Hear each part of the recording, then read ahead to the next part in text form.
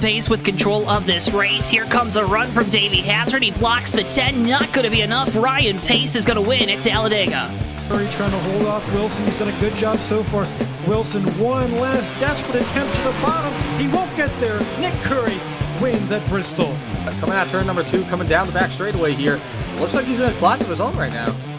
Merzlak, one final time, get around the 55, big time send. He hits the wall, he hits it, he gets the lead, but can he hang on to it? Oh my goodness, he made it to the line!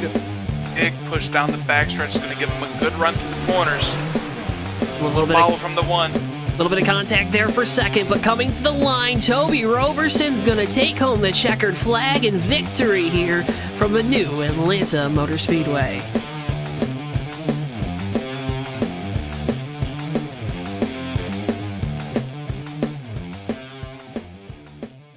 Before I wrap things up here in this segment, your thoughts on the type of race we're going to see tonight? And I would have to agree.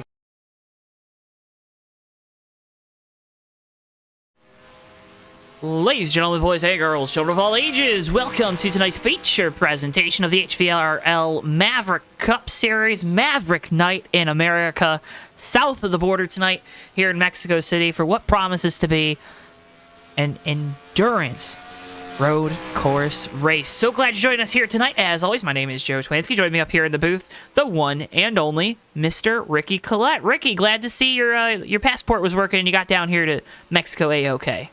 Yeah, I got down here, no problem, Joe, and I am all ready. It is Maverick Night in America. We're going to have a fun one here tonight from Mexico City. Should be a little bit of a mix-up here. We haven't been down to Mexico City before, excuse me. That's always a good sign, doing that early on.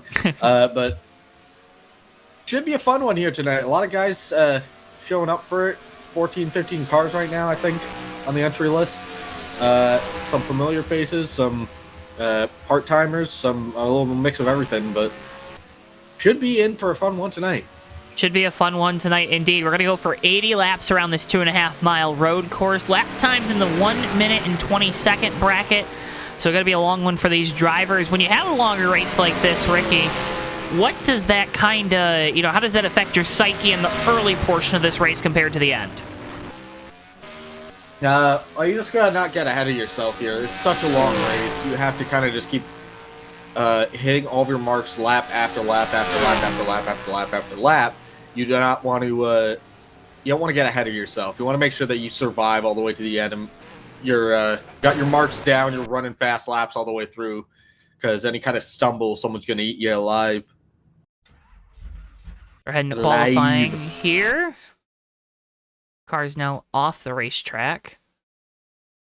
But yeah, you don't want to make a mistake early any race, but road course racing can always get very interesting with how things shake out, so it'll definitely be interesting. Qualifying results are going to be towards the top of your screen.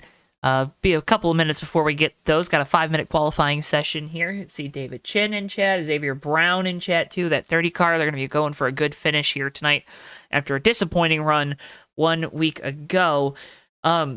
Ricky, obviously, you get to reset. You get a week, you have a week in between these races. A lot of these drivers, they don't pick the steering wheel back up until the following week's race. Not all of them, but a decent amount of them. How is that challenge maybe not so large, knowing that this venue is so much different than what we saw 1 week ago? Well, it's just you said it yourself. It's so different. It's a completely different mindset here, road racing versus oval racing. Kind of like what I said, you just got to be rhythmic with what you're doing here. There is more room to make mistakes at road courses than ovals, I would think, because you're not usually sending it barreling into the wall. If you miss a turn, you just go off into the dirt. But you don't want to do it too many times here. Everyone's so on it the entire time.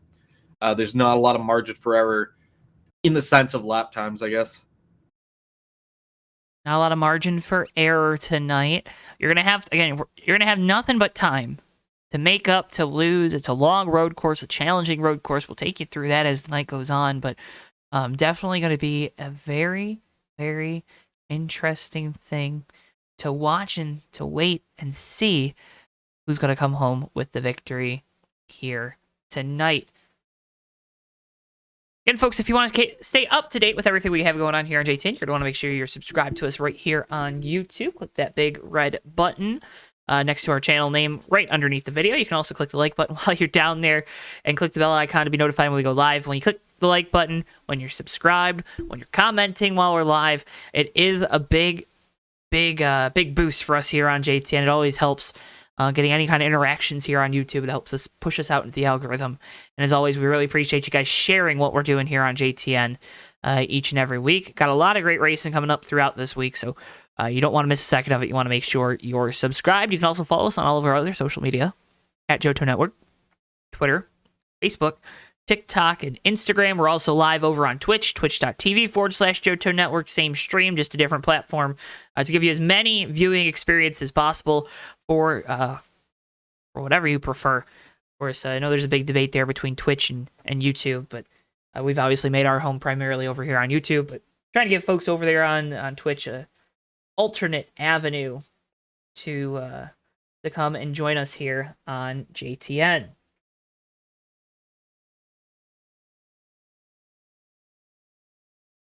Keith Hughes right now first on the scoring pylon. There's about a 5-second gap between the fastest cars and the slowest cars here tonight, Ricky. Why is that gap so big? Just because, road courses, you're going... it's just lap times, Yeah. Road courses, it takes a long time to get around here, so any kind of like deviation of a fast lap time is a considerable loss, I guess. There's a lot of distance to travel around here. A lot of distance to travel around here. Is that your final answer? Yes. Okay. A lot of distance? Yes. Like how much distance? Yes, I don't know. 2.518 miles. Look, that's just over 4 kilometers.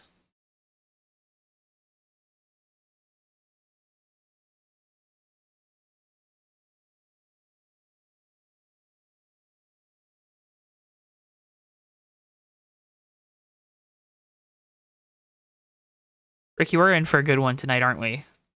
Should be a fun one. Should be a fun one.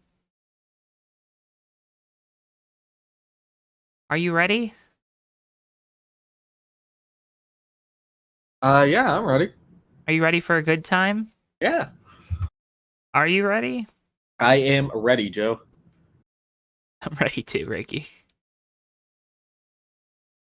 This is the thrilling conversations you get only here on JTN. That's why you want to make sure you're subscribed.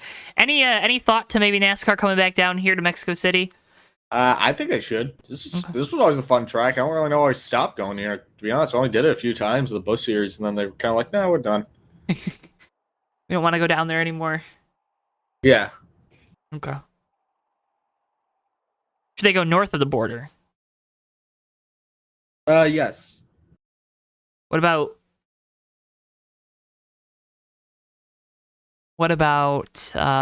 west of the border?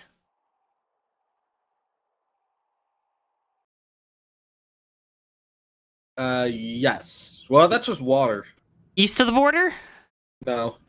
Okay. Well, I mean, that's also water.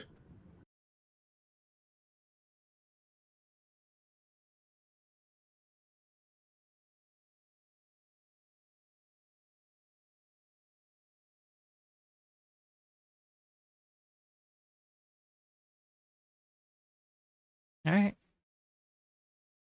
Digger Brown Racing mentioning they're going to have a new gas man on the 30 crew here tonight. Looks like we got one car out there on the grid. It's the 27 of Mark Snyder. Qualifying looks like it's concluded. Ricky, why don't you take us through tonight's starting lineup? With pleasure, Joe. For tonight's event, you're starting on a pole time of 1 minute 23.558 seconds. Is going to be the 82 car of Keith Hughes. Roger Neville second, the 23 car will be starting from the second position. In third spot is the 32 machine of Zachary Hall. Joseph Landy Pavlon in the 68 will be starting for the fourth spot. And rounding out the top five is going to be Chow Viana in the 33 car. Xavier Brown in the 30 machine will be starting for the sixth spot. Spot number 7 will be the 75 car Sean Dotson. Jason Dady in the 51 car will be starting 8th. From 9th spot will be Ben Snyder, the 22 car. Mark Snyder in the 27 will be starting from 10th. And Snyder will be the last car to take time in qualifying. Rest of the field picked on a random draw. 28 car in spot number 11 will be James Sykes. In spot number 12 will be car number 55 of Quinton Moore. Spot number 13 goes to the 06 car of Huang Do. Been a while since we've seen Huang over in the Maverick Cup Series, making his return here tonight. And rounding out the field here in the 14th position is going to be the 35 car of Mike Carroll, as there's a 20 listed, but as my understanding is that he's not actually racing, so not sure who that is. But that's going to be our starting lineup here from Mexico. 14 cars. It's usually more than we see on a road course.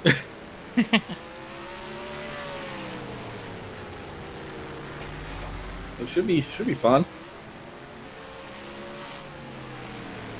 Should be fun. Should be fun.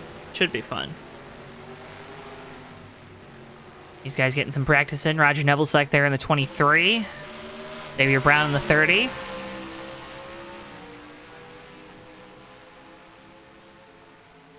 Roger bringing those General tires down here.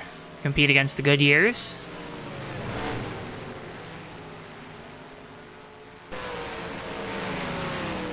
That's not.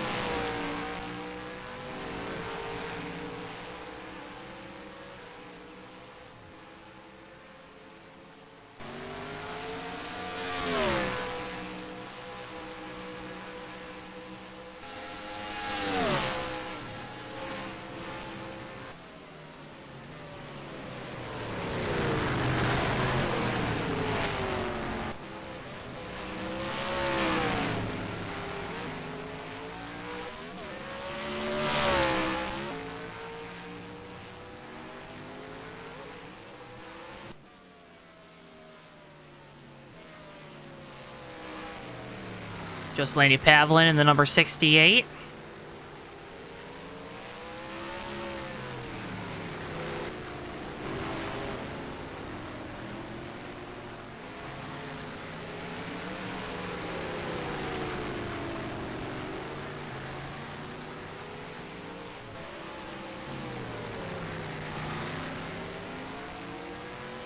Aviana there in the 33. We've seen this car kind of show up to a lot of these road course races and put up some impressive numbers and impressive runs. Looking for another one here tonight. Kind of your gaggle of cars out here. There you see the Skittles machine, Mike Carroll. 35 Toyota. What about Mark Snyder? There's Jason Dady in the 51 Toyota. James Sykes in the 28 Kia.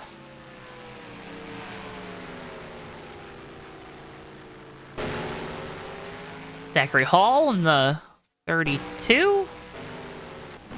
Going through some internet issues, it looks like. There he is. That's nothing new. There's Xavier Brown in the 30. Keith Hughes, last week's winner from Las Vegas. His Mountain Ops Honda Accord.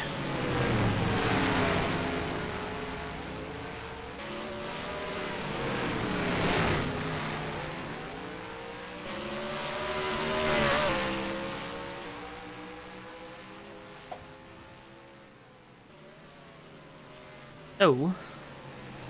Got anything fun for me, Ricky? Race cars go fast. Oh, wow. Like Lightning McQueen? Yes. Oh, cool. Are you a big Cars fan? Yes. Yeah? I like the first one. You only like Never the seen first any of one? the other ones. Really? I don't know. Never seen them. Cars 3 was pretty good. Cars 2 is pretty divisive, though. Yeah. I thought Cars 3 was pretty good.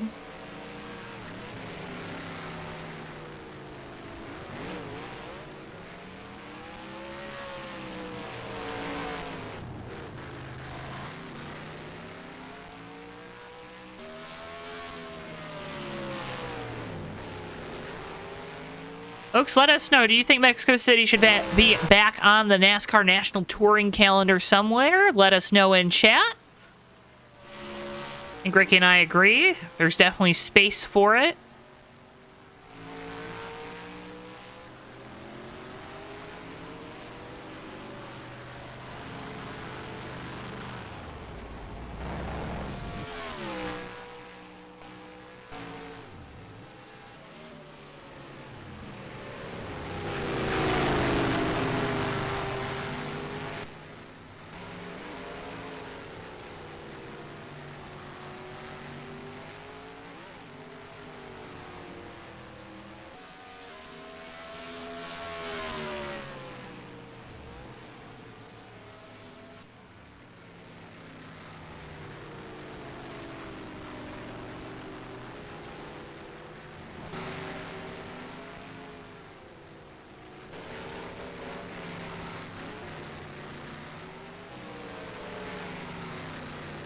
Jason Dady's in a number 51 Toyota sponsored by Ferrari. Did you notice that? Yeah. Pretty cool. Had a good time having a Ferrari sponsored. Yeah, an F1 track. Yes. You sounded unsure. Yes, no. Maybe so. That's why I love you, Ricky.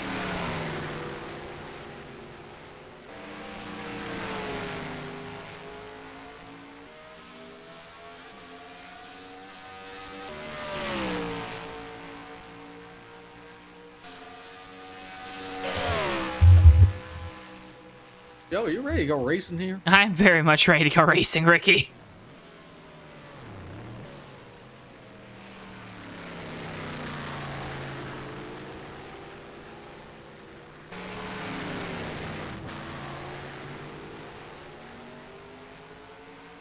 Waiting to get going here. Should be 50 seconds left until start at this one. Matt Moss in chat saying, another Tuesday, another me watching JTN. Welcome in, Matt. Glad to see you in chat. Let us know what you're thinking throughout the race. Always like talking with the folks out there. What do you think, Matt? Should we race at Mexico City more in the NASCAR National Touring Series? Oh, there's contact.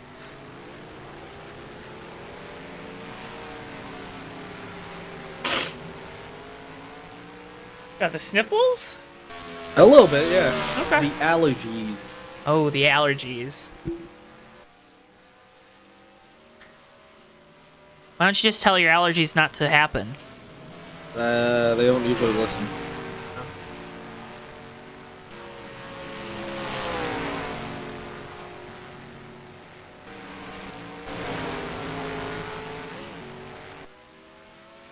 Matt says absolutely not to the Mexico City question. Fair enough. Significant damage there on the left side of the 30 is Xavier Brown.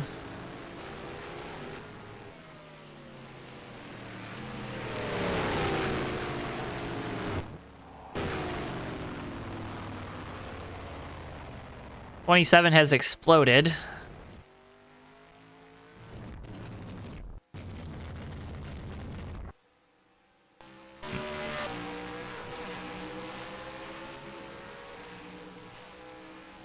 Tear it down and turn it. They have an oval here. That's a good shot. Do they have an oval here? Yeah. Or at least they have the ability to make an oval. It's right through this first part. Like where our front stretch is the front stretch for the oval, and then there's just two 180-degree corners. It's flat, but they do have an oval.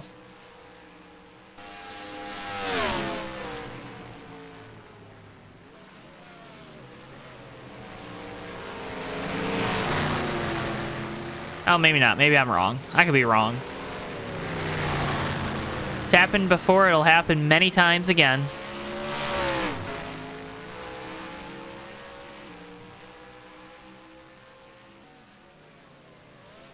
Well, you know.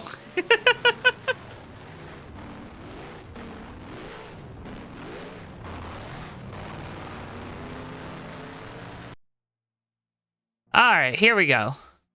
You ready? Drivers, I'm ready to roll, Joe. I'm ready to rock.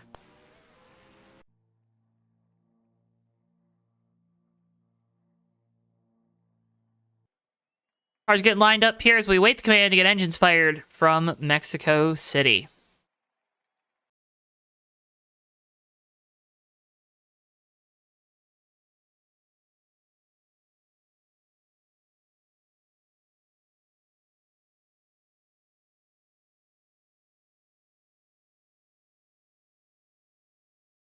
I made the pace car Dodge Neon.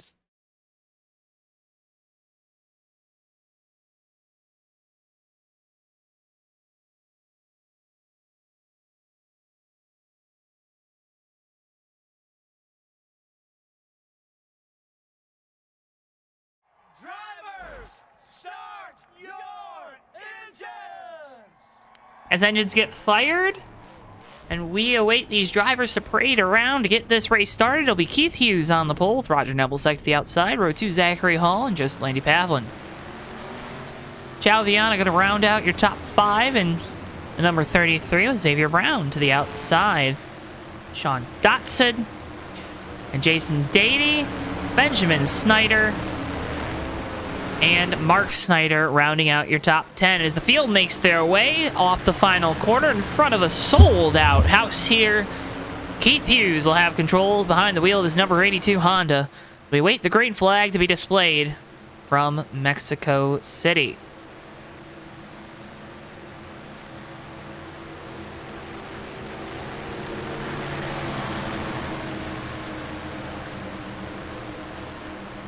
Green flag, we're underway here. Race 4 of the Maverick Cup Series.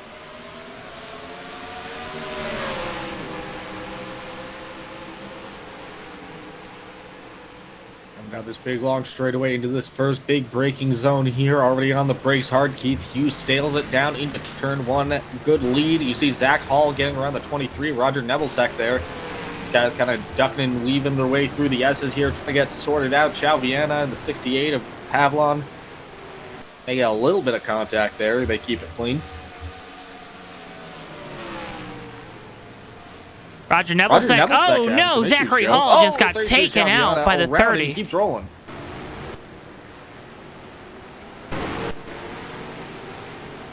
We stay green. 32 able to keep going. Roger Nebelsack back going. Sean Dotson way out of the groove. Oh, 35, Mike Carroll gets into the 27 of Mark Snyder. Excuse me. Long Joe started out back, already up numerous spots.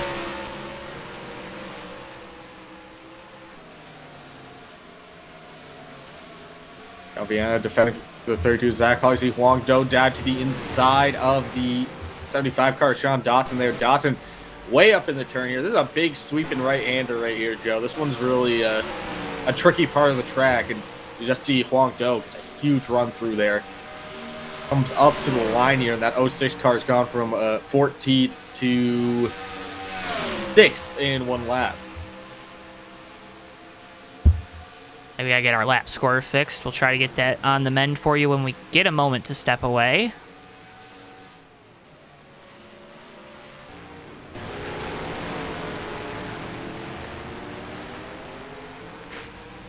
Working lap 2 here. What if we just counted all night? 1, 2, 3, 4, 5. Okay. Huang Do trying to look to the outside. Zachary Hall not going to be inside for this next corner. Good setup by the driver of the 06. He passes another car here in the opening moments of this race. Up into the top 5. And going to run right into the back of the 33 and going to lose a spot.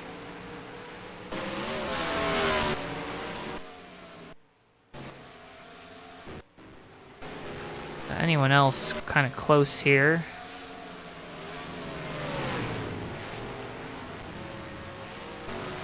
Zachary Hall trying to get something going, trying to get around the 33 of Viana. A3 loose off the final corner. That's going to allow Hall with a big head of steam down to the inside. He'll complete the pass. Viana ducks back in line right behind the 32. Most likely a tense moment for the crew. As there goes Chaviana to the inside. Going to lock up the brakes. Going to go for a spin. Guy keeps it straight. Oh, there it is. He goes sideways. Now stuck in the sand.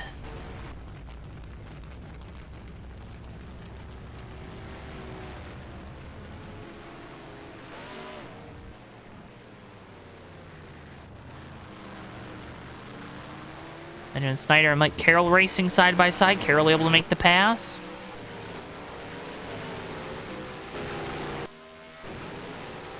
It's still the Mountain Ops Toyota, or Honda, excuse me. Oh man, that was almost really bad. Oh, Keith Hughes out in front of the field. Extended his lead over Roger Nebelsack, who's in second. Joseph Landy Pavlin gonna get a challenge here from Huang Zhou on this lap. The 06 is moving.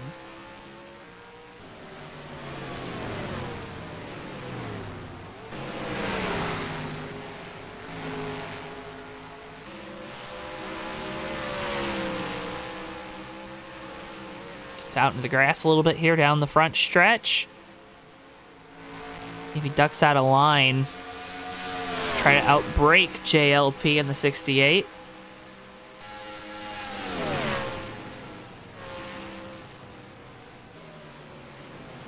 Place the pass with ease.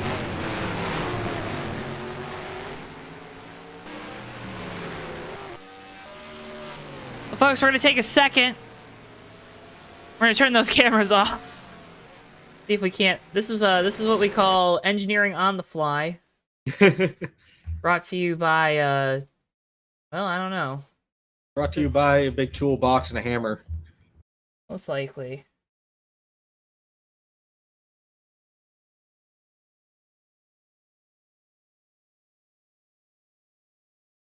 No idea why that was not working. Makes no sense. There you go. Lab's completed.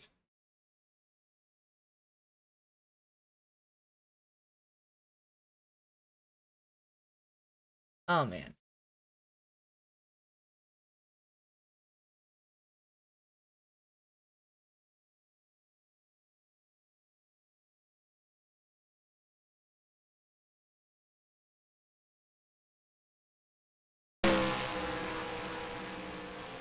There you go. You didn't miss anything. Only 82 got by the 27. Put Mark Snyder lap down. Here comes Huang Zhou looking for second.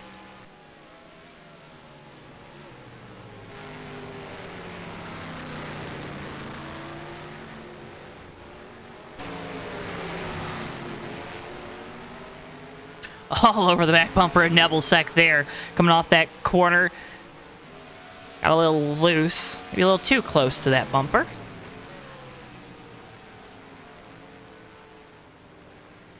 If 51 gets a little bit sideways there, Jason Dady keeps it straight. Xavier Brown off track right in front of them. Got James Sykes in the 28 right behind Dady. Roger Nebelsack approaching Mark Snyder in the 27. Gonna have to navigate through this lap traffic. Hong Do gonna do the same. Stowe now to the inside there off the corner. Good head of steam. Two Ford Fusions battling down into corner number 3. That's not even correct. Into our final corner. Doe takes the spot. He's up to second and now has to chase down leader Keith Hughes. More racing back here. Between Xavier Brown, Jason Dady, and James Sykes. Dady with a big send down to the inside. Xavier Brown going to complete the pass. Look at that final set of corners. Xavier Brown trying to charge back on the outside. Going to get off the track.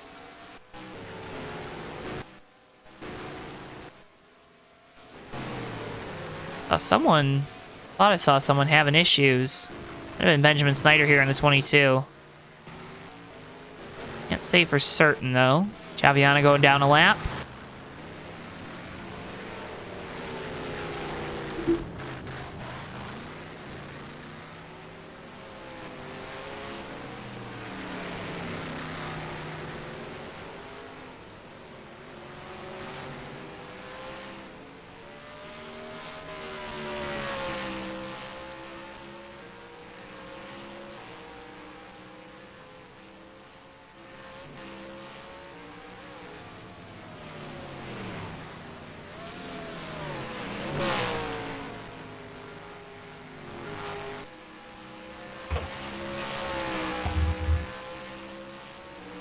Zach Hall still leading here from Mexico, lap 6 of 80 of tonight's event. Not correct. Oh, yeah, He car is. high barrier, Joe. Ben Snyder in 22. Oh, no. Oh. How did that happen? Let's get a replay. Looks like he got stuck in the wall. Just overshot the turn, got off into the sand, it pulled him down to the wall.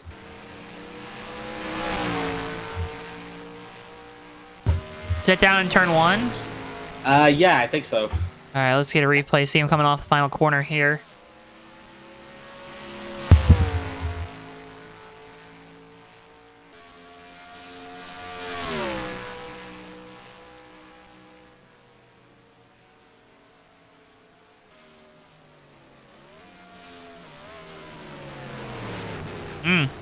And yep. Bam. Oh, the 82 Keith Hughes is around for the lead, Joe. Uh-oh.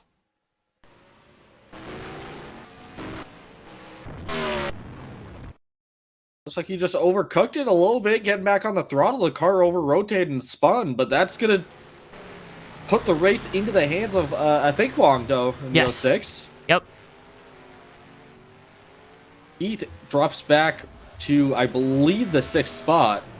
Ooh, big time loser there. So Huang Do, big winner on that, but Keith now going to have to make up a ton of ground here. This is going to take some work on the 82 team. Hey, he spun trying to get back going again. Roger Nebelsack now on pit road here on lap number 7. Joe, we talked about how many laps do you think we got to a fuel run? We talked about like 3 or 4 stops. I thought they could make 20, but maybe they can only make 8. What? I don't know. But Roger Nebelsack down on pit road, nevertheless. I have stopped trying to understand things. That is sometimes how you do things. Almost an eighth of the way through this one, a tenth of the way through it at least. Our leader Huang Do in the 06. Late entry to this race.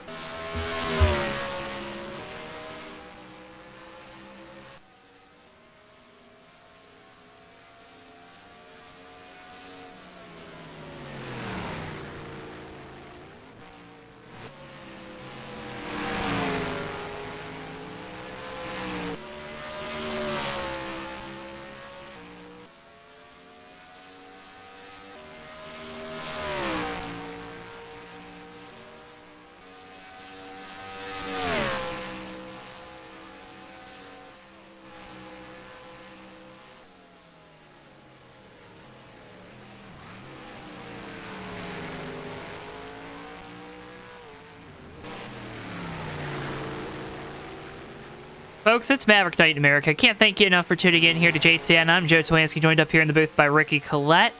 Make sure if you haven't already, drop a like on the video and subscribe. Again, every one of you that does that, it means so much to us here on JTN. It helps us out so much, gets these streams out to more and more folks.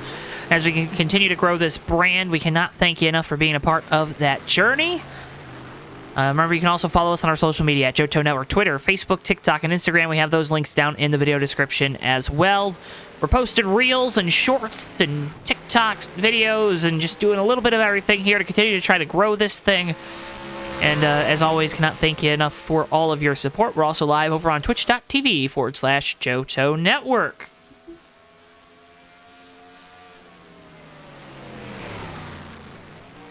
Might eventually do some exclusive streams over there on Twitch as well, so be on the lookout for those.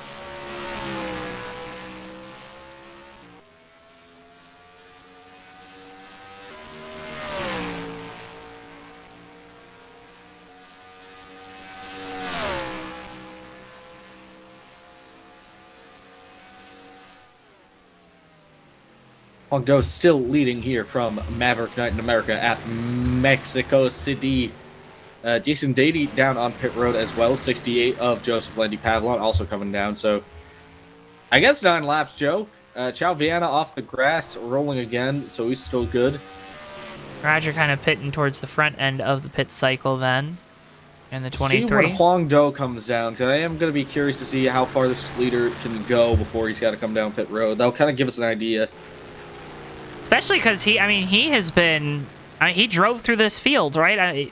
Just absolutely drove through the field to the lead from the back in a matter of laps. 2.5 mile laps with a lot of braking and passing opportunities, nonetheless, but did a fantastic job here to start. Brings it down, working lap number 10.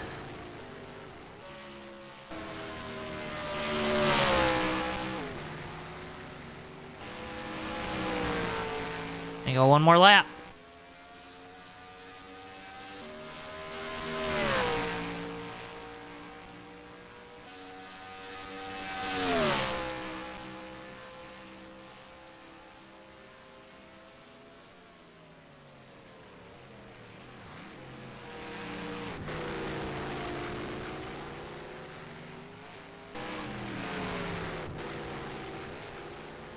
Six out in the Go grass. off the dirt a little bit. Keeps it rolling, though.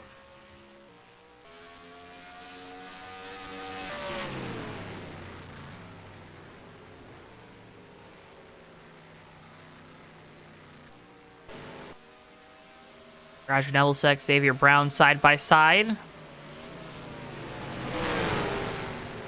Final set of corners. 23 with pressure tires. We'll see when Brown decides to bring the 30 car down pit lane.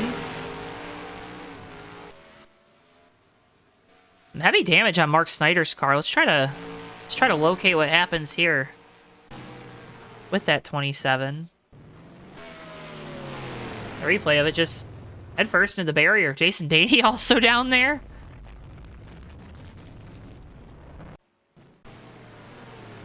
You see what happens with Dady. Misses the corner. That one was really heavy.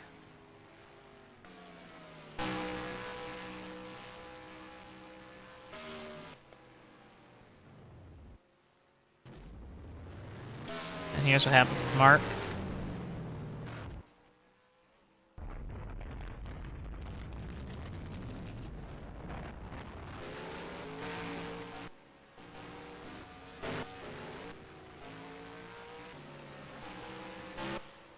Already have a crumpled nose? I'm not sure.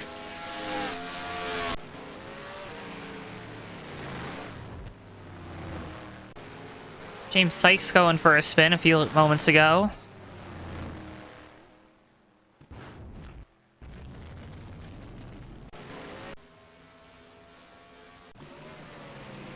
What happened was Xavier Brown just got loose into the braking zone and hard into the outside wall. They're behind Roger Nebelsick.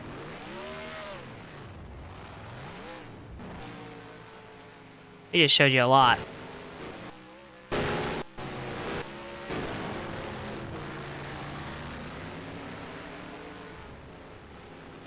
A JLP going by Mark Snyder there. How long ago? Still your race later in the 06. Maybe they can go 20 laps, Ricky? I don't know at this I am very point. confused. I'm not surprised.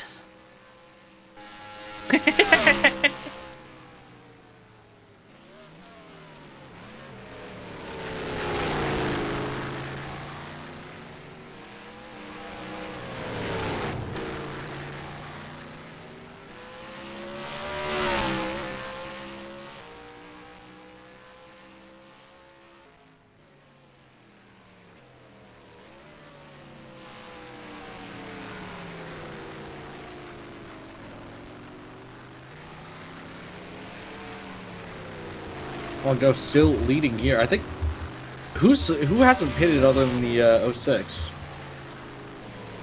Ricky, that's your job to keep track Q's of. also now on pit road, so I don't think the 32 and the 33 have come down pit lane, have they?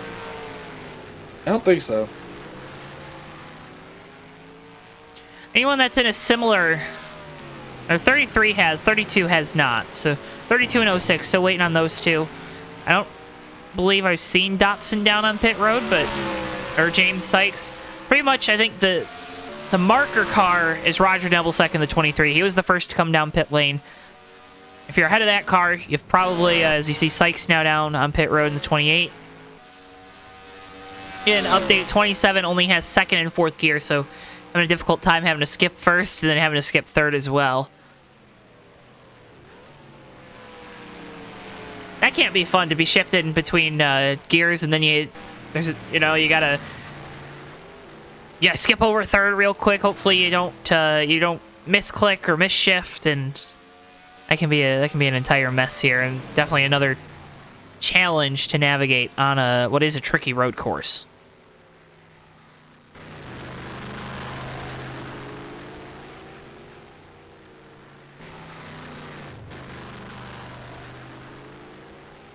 Our car's on the lead lap right now, Joe. Huang Do has a lead of 21 seconds here. We're on lap 13 of 80 of tonight's event. I would imagine that deficit's going to kind of disappear when Do pits, though, because the 32... I don't know if the 32's actually pit, though. Yeah, 32 hasn't pit. 32 hasn't neither pit, has the so 75. Okay, maybe not. 75 just got passed by Roger Nebelsack.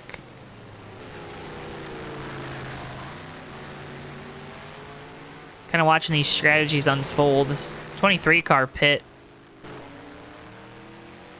6 laps ago now.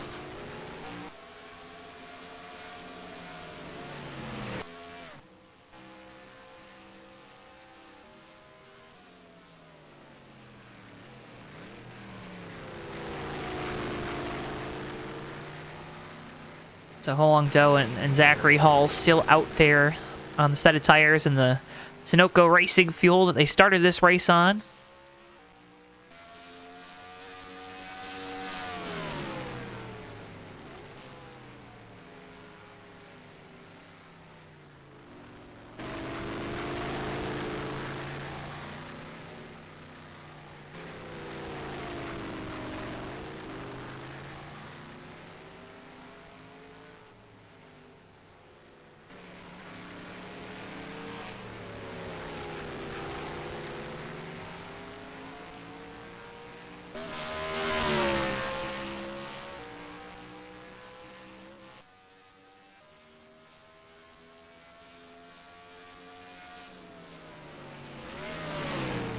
Seven, Mark Steiner off the dirt. He gets rolling. 32, Zach Hall coming off pit road here. Yep. Dotson coming onto pit lane. Sykes is down. And here comes Huang Sean Do. Dotson is also coming down, and here comes Huang Do. So 15 laps, Joe. Okay. A little more like it. So let's turn our attention to 23 Roger Nebelsack. I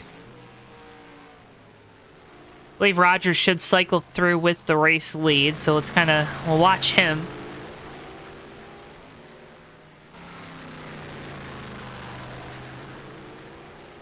New tires about to be pretty advantageous, though, on the 06. Going to have about 7 laps on the rest of the field. At least his closest competitor.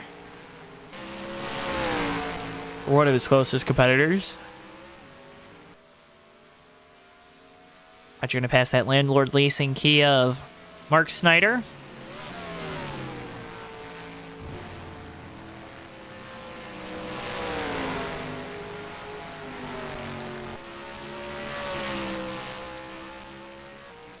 Huang Do now exiting the pit lane, so Nebelsack probably lost some time, Ricky, to that 06 pitting so early, because now that 06 car going to have fresher tires, he'll probably be a little bit quicker. Yeah, but I mean, I guess you kind of have to take a swing at that strategy in some way, just to see if you can get any advantage. Xiao Viana coming off pit road right now. Viana. I said Vienna. That's not right. It's Viana. Viana. Viana. Zachary Hall going on by.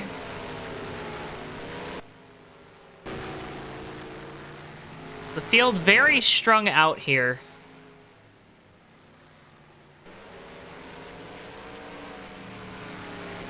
What kind of lap times are we running, Ricky?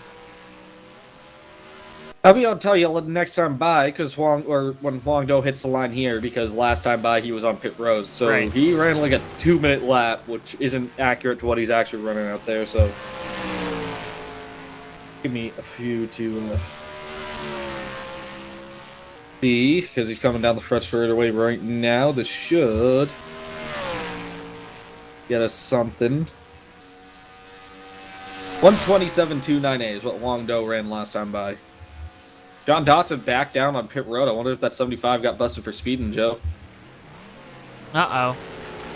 Next car behind him is the 23 car, though, of Roger Nebelsack, who I think is just... Did he already hit the line? 124, 795. So, I mean, ran a faster lap than Huang Do that time, by.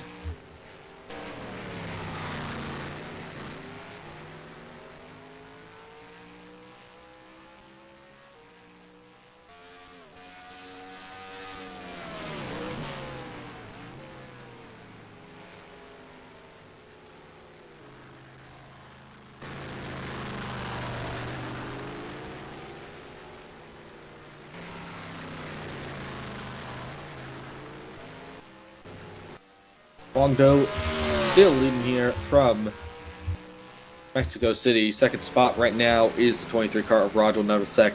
13.9 seconds back. We are lap 17 of 80 at tonight's event here.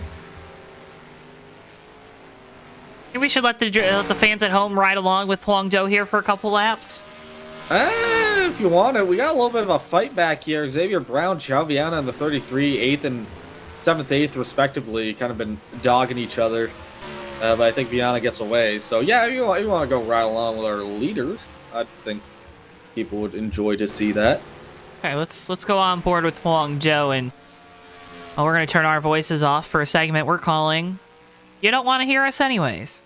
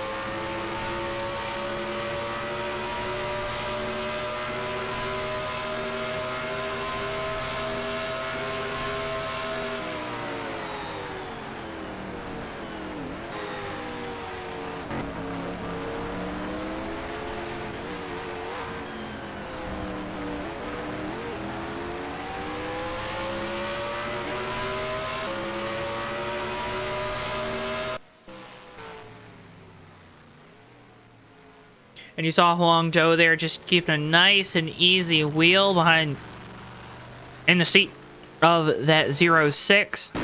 Still Roger Nebelsack in second. As Ricky, you have an update on the 75. Yeah, Sean Dotson looks like stopped on track, retired from the race. Says he's out with a header, so it might have been some engine issues on that 75 team. As we're talking, though, Joseph Landy Pavlon, the 68, just came down pit road. I'm off of pit lane now.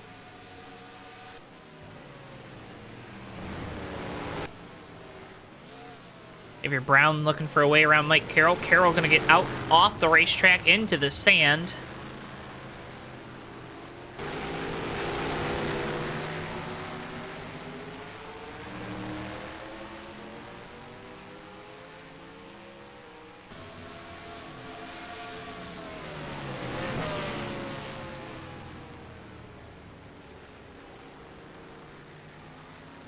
Oh, 06 does make it look easy, Linda.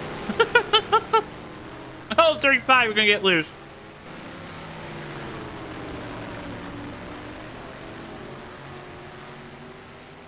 Xavier Brown and Mike Carroll kind of swapping positions here. It's allowing James Sykes in the 28 to close the gap.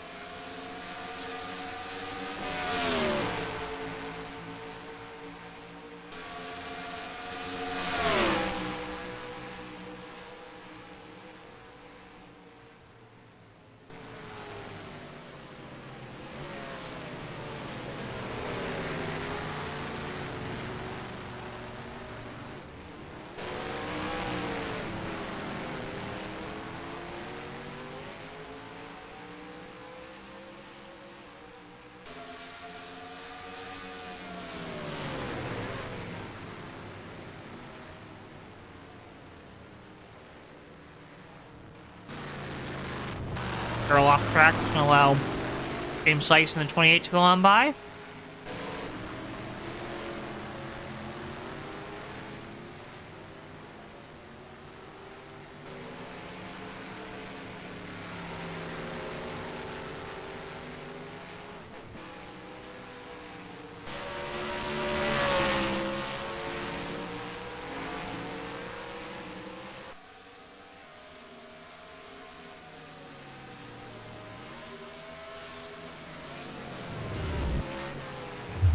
No contact! Mark Snyder hard into the outside hard wall. Retaining wall there. We'll see if he gets it rolling. Does. Looks like he gets it moving. Peter Huangdo gonna go on by there on the outside. 27 racing the 28 there. Car actually just stepped out on him going into the turn on entry, over rotated a little bit, and then they bounced off each other.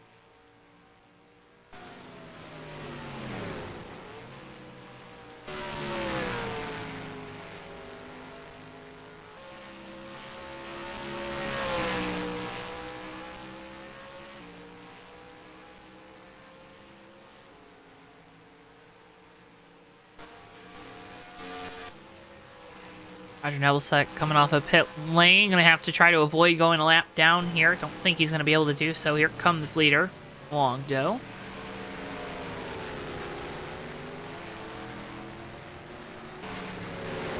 It looks like that time was able to go a little bit further. Having to come down pit road.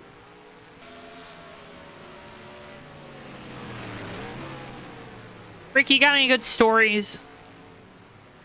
There once was a man from Nantucket. Oh, what happened to him? He did something in a bucket. Oh. And then what? We don't talk about him anymore. Okay. Figured I'd ask.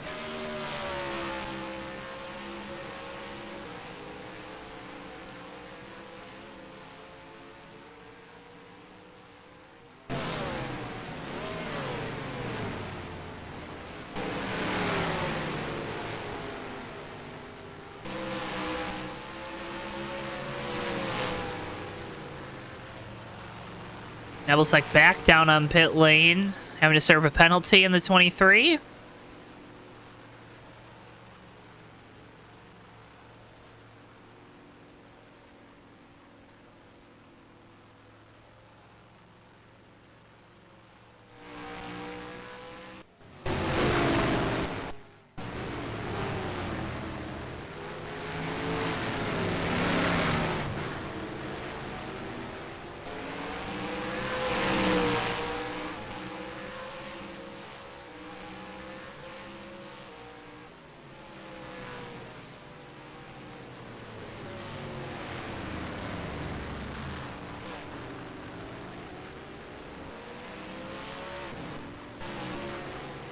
Ricky, got any graduation advice?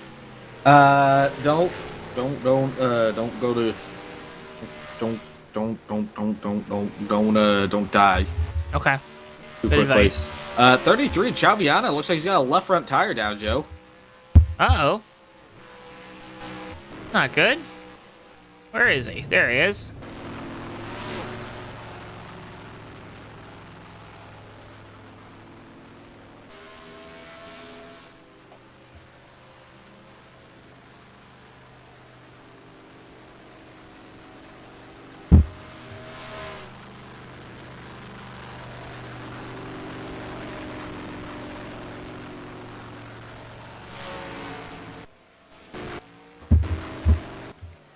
Keith Hughes is still in the third spot. I just want to check to verify that he was in the third spot.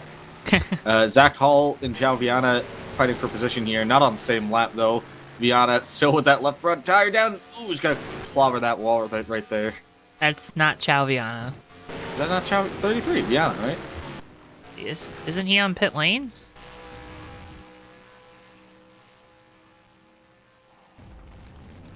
Well, I want you to know, Joe, I was on a video delay and didn't even realize it.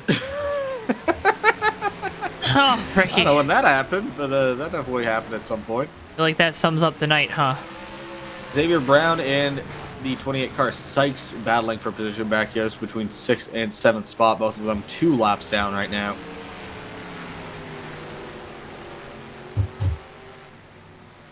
Cody in chat says, did not see them running this track. I don't know why not. It's a fun little road course. It's fun.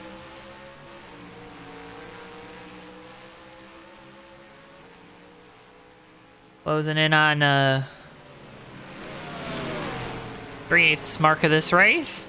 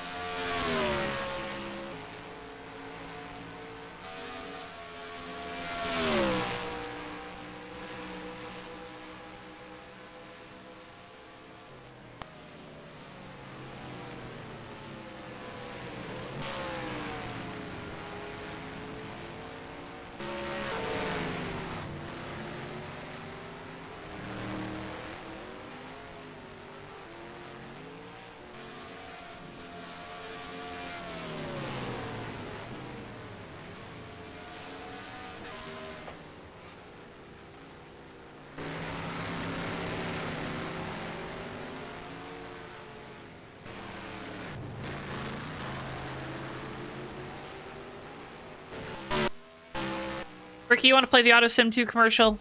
Think Sure, our why friends not, from Auto Joe? Sim 2 want a quick word with the folks at home? We don't like stepping away from the racing action, but let's get a word from one of our partners with Auto Sim 2. Have you ever wanted to manage your own racing team? Or what if you could go back in time to see if a particular season could have finished differently? Well, folks, have no fear because AutoSim 2 is here. With fully customizable roster files, you can create your own world or try to recreate the past. Heck, you could even try to predict the future through AutoSim 2's Sim mode.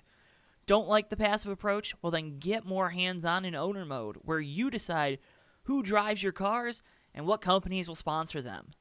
Down on your luck? Well, then scout some new talent that will get you to the top. Already super successful? Try moving up the ladder or expanding to truly solidify your racing empire. However you want to play, AutoSim 2 has you covered and is now available for purchase through the Steam store for $9.99. Now go make your mark and build your legacy in AutoSim 2. And again, folks, AutoSim 2 now available on Steam for $9.99. Go check it out. Again, that's AutoSim 2 now available on Steam for $9.99. Mark Snyder, Xavier Brown here, battling for position on the racetrack, not for position in the running order. I believe everyone's a lap down except for the 32. Is that correct? Yes, 32 is the only car on the lead lap, a minute behind Huang Do in the 06 car. My goodness. Huang Do really showed up and said, I want to kick everyone's butt, huh? He did.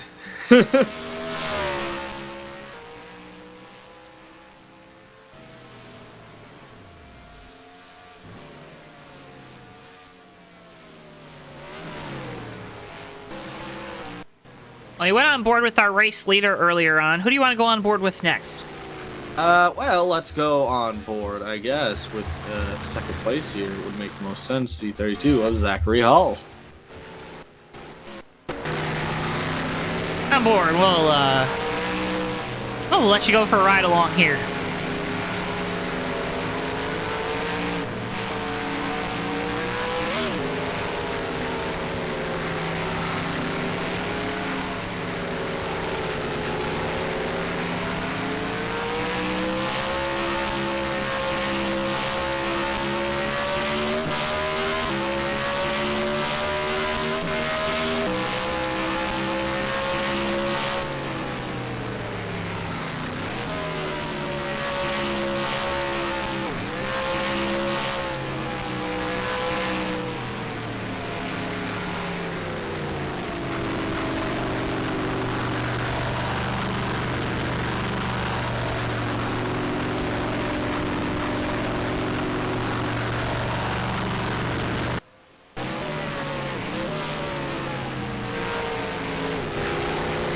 As 32's down on pit lane, we'll go ahead and switch over to Keith Hughes in the 82.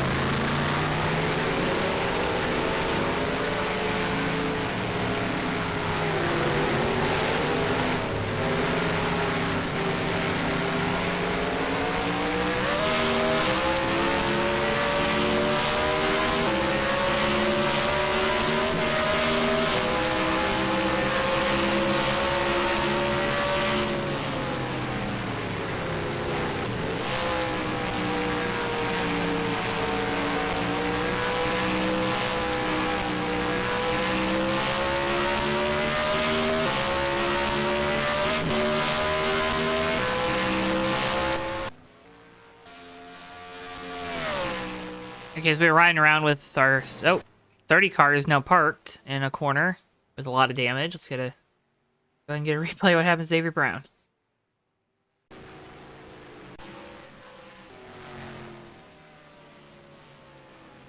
I think that car just quit wanting to turn.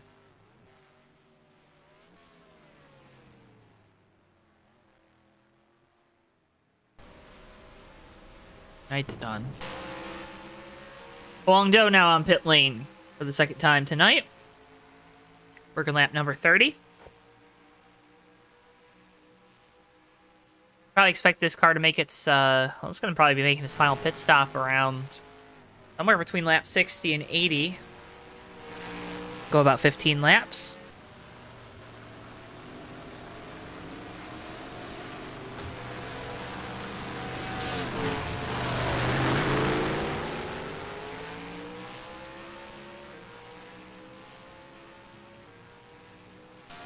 Guangzhou coming off of pit road here, still rolling. Lap 31 of 80 of tonight's event.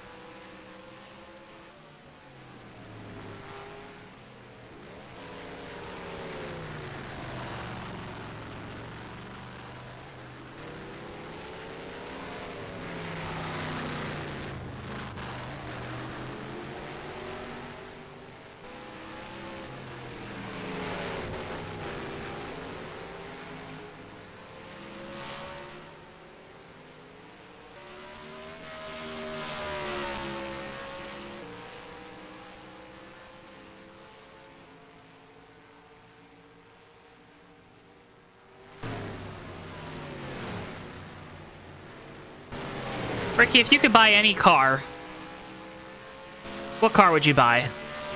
I would buy a PT Cruiser. Okay, that's a lie, so try again.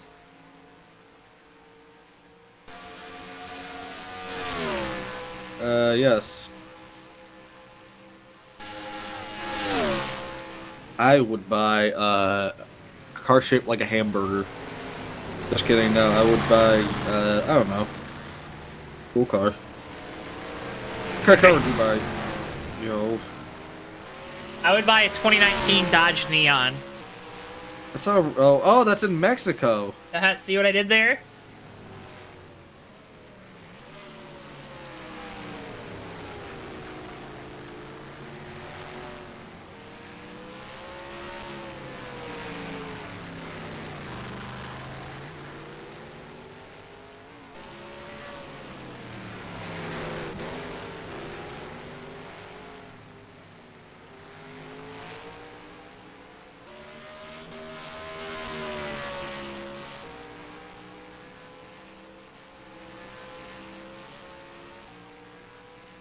Did you know Stellantis uses NAFTA so that way they can build Dodge and Chrysler vehicles in Canada and Mexico?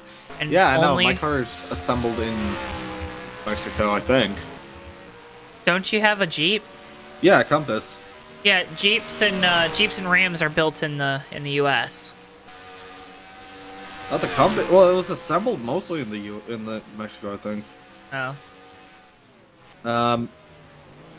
If you get Jeep Renegade, they're actually because I remember this when I was actually looking for a car. This was like 3 years ago. I would not buy a Jeep Renegade. I remember being like, yeah, I almost want to get a Jeep Renegade. That seems like it would be fun. And then I looked at it and realized that it had the manufacturing thing on one of the new ones at the lot, and it said made in Italy.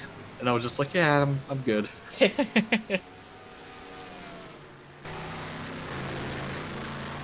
The Chargers and Challengers are built in Ontario, I think. I know the Chargers are, at least.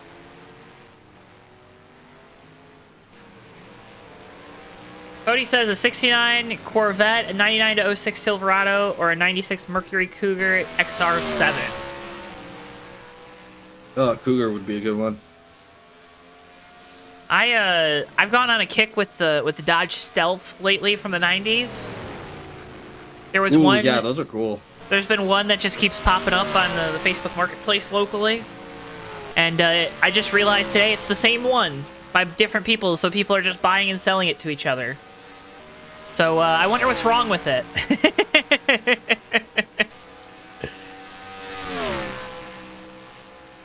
But I kind of want it because it looks cool, and it's like $3,000, so it's kind of cheap. Dodge Stealths are cool. Yeah. I I like Dodges. I mean, we've been over this. I like Dodges in general. Stealth would be cool.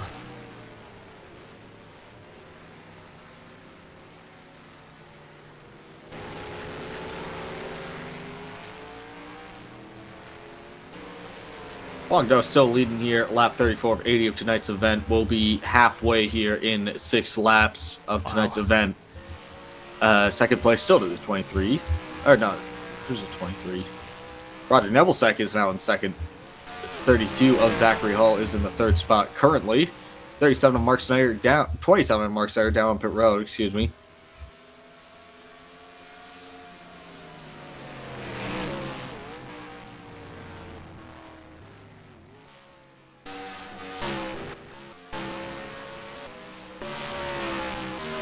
Longdo closing in on Zachary Hall in the 32.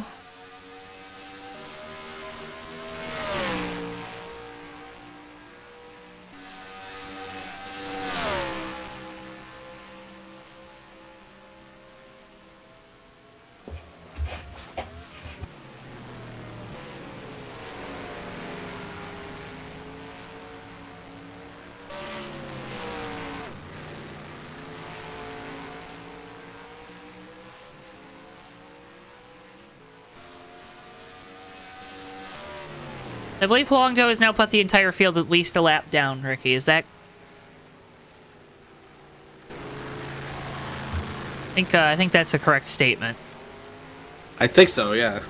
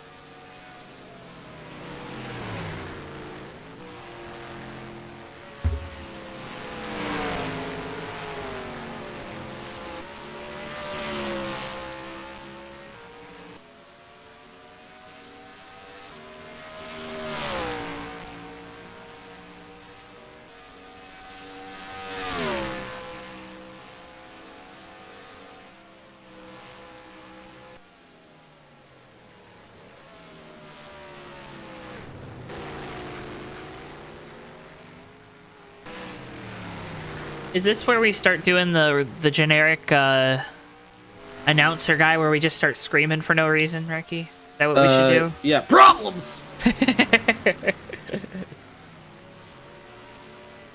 Oh man, folks, this spread out field to say the least here in Mexico City. Huangdo still leading it, lurking lap 36, approaching halfway. Remember, we got more great race. We got great racing action coming up for you later on this week. Tomorrow night, Bomb Squad Racing Truck Series. Gordon McCulloch tribute race from Talladega. Going to be a great one tomorrow night. Make sure you tune in 9:05 p.m. Eastern Time. Expecting a pretty large field for that one. Have some prizes on the line as well. Or a pull challenge, at least, on the line. And then it's the Bomb Squad Racing Cup Series on Thursday night. That's April 20th. Again, Talladega Super Speedway. And then the Open Speedway Talladega 400, 4 p.m. Eastern Time. Ricky and I will be on the call for that one, April 22nd. Those races and much, much more, of course, will be live right here only on JTN.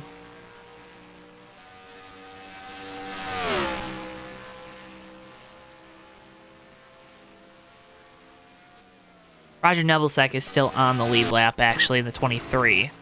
Yeah, he is still on the lead lap, a little bit ahead from the 06. About a straightaway. Yeah, about straightaway.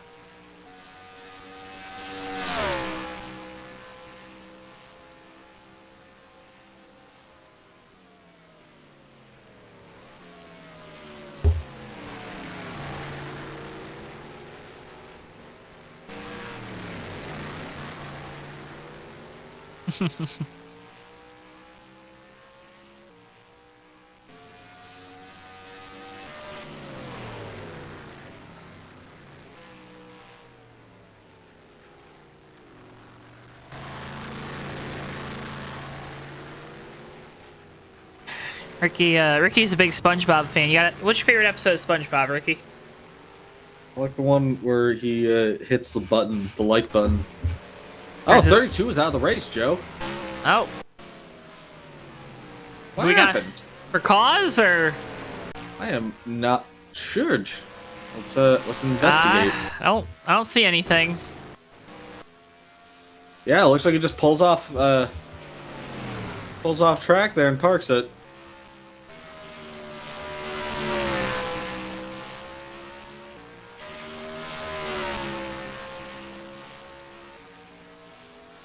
Man.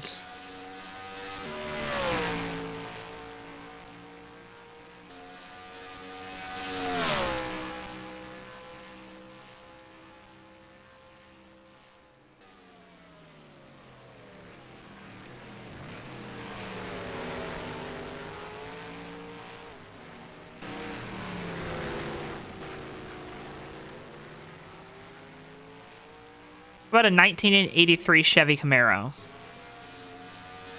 1983 Chevy Camaro? I like that. That's what this listing says.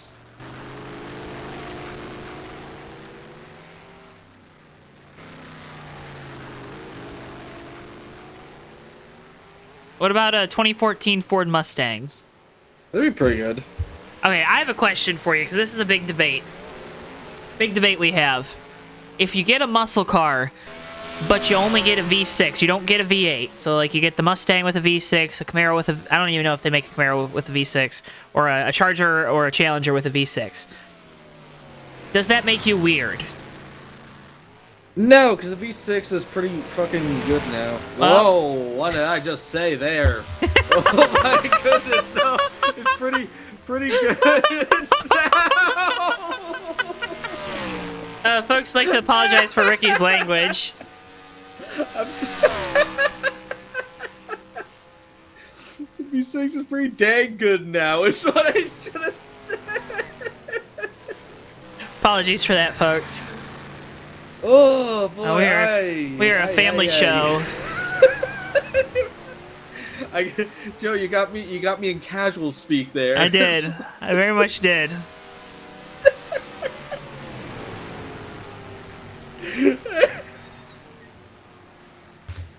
Yes, I don't see there's any issue with having a V6. They're pretty nice. I'd like to apologize for my whoopsie there.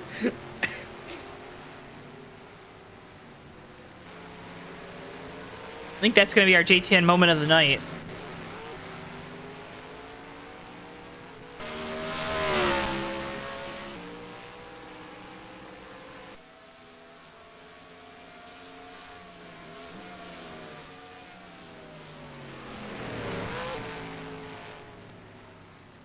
Cody says, no, you just have a neutered muscle car. I disagree. I know here, if I at least got one with all-wheel drive.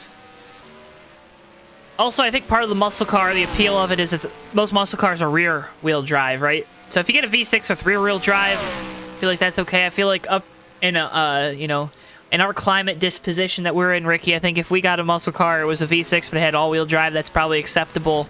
Because I think a lot of it, too, is you're looking at, you're going for the looks of the car, right? I mean, yeah, but also, you got a pretty decent horsepower out of it now. Oh, yeah. I've been looking at Chargers and Challengers and Mustangs, you know?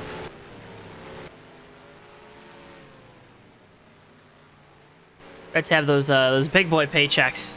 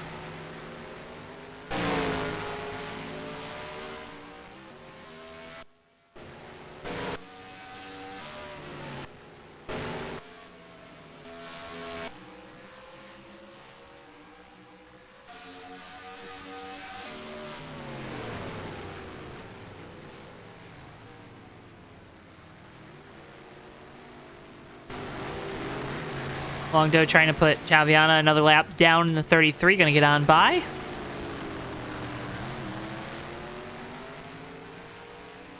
Hasn't really made any progress on catching the 23. Roger Nebelsick, who sits in second. Yeah, Cody, that's right. Yeah, right exhaust, they sound pretty good, too.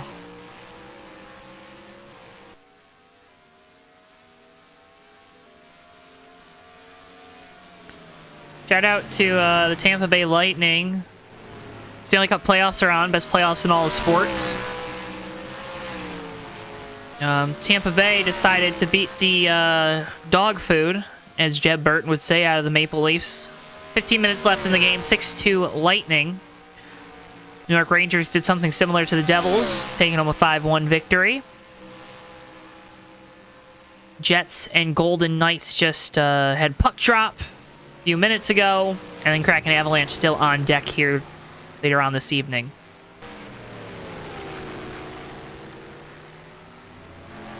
Also, a big thanks to the Detroit Tigers for getting a sweep of the doubleheader today over the Cleveland Guardians. Appreciate that.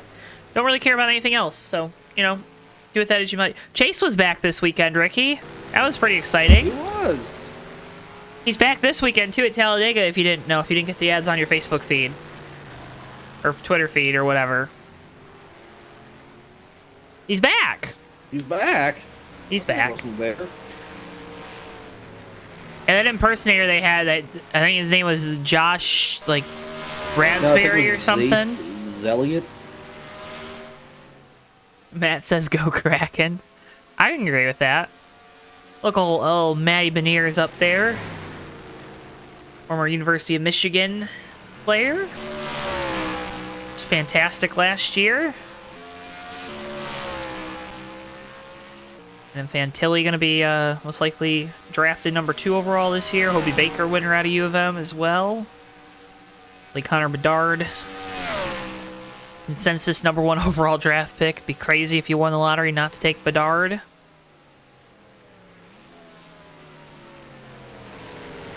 If you're a hockey fan and your team's out of the playoffs and you have a chance at winning that lottery, you want to win it.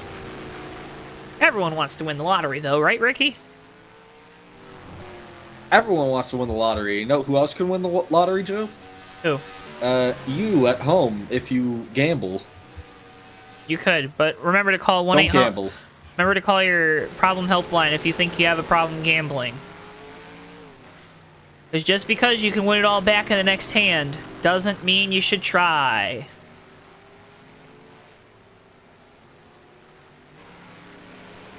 You had to bet what the odds line was right now on to win this race for Huang Do. What would you say it is? $2. Alright, that doesn't help at all. He'd be in the negative like 3,000 by now. Win this thing. He's put on a clinic here.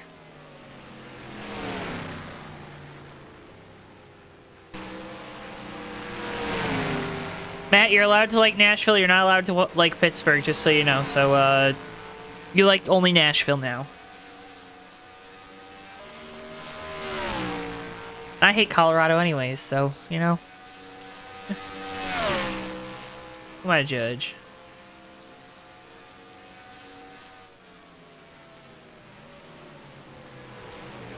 Woohoo! That was close between 28 and 06. Yeah, that was a little bit sticky. Caught my attention there.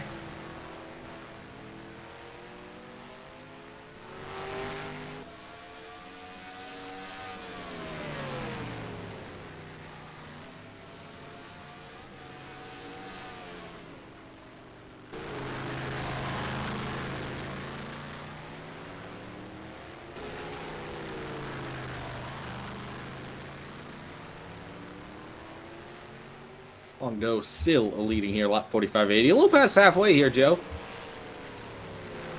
Only car on the lead lap right now is the 06 of Huang Do.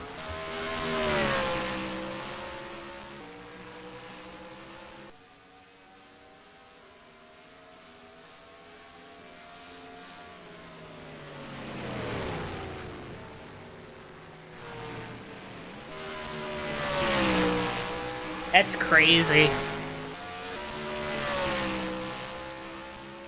It's bonkers. It's bananas. It's wild. Our Snyder off in the grass again.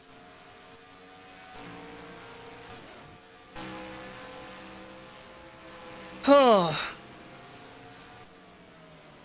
Matt, I understand, but, you know, you're older now. So you should understand that you should not like the Pittsburgh Penguins. Especially because they got that no-good crybaby, Sidney Crosby, on the team.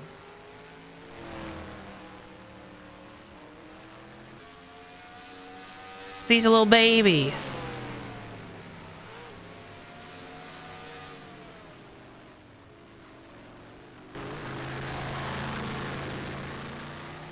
Ooh, do you want a Saturn Sky? Ooh, that would be fun. Little coupe. Thank you for that. Sorry, I had COVID. You what? Wait a minute. Joe, I'm gonna ask you an important question. If you had to chew off your finger, I already do not like this question. To save the world, would you do it? And which finger? To save the world, would I chew off a finger? I guess. You're strapped to a table. They got like a James Bond laser on you. You need to bite off your finger and throw it across the room so it hits the stop button. So, would I? Yes. Could I, though? I don't know. Because I feel like my brain would be like, no, don't bite your finger. If I had to pick a finger, it'd probably be a middle finger, right? Because you'd still be able to grip things. Nope, that's weak sauce. That's weak sauce, and you know it. Or maybe my ring finger, because I'm never going to put anything on it anyways. Is that where you got the vein there? Is you, it? Like, die? I don't know. There's so many photos on my phone right now. I am a math guy, Ricky. I'm sorry, I just looked down and cleared my notifications. I just realized how many photos I've saved from Google in the last 20 minutes.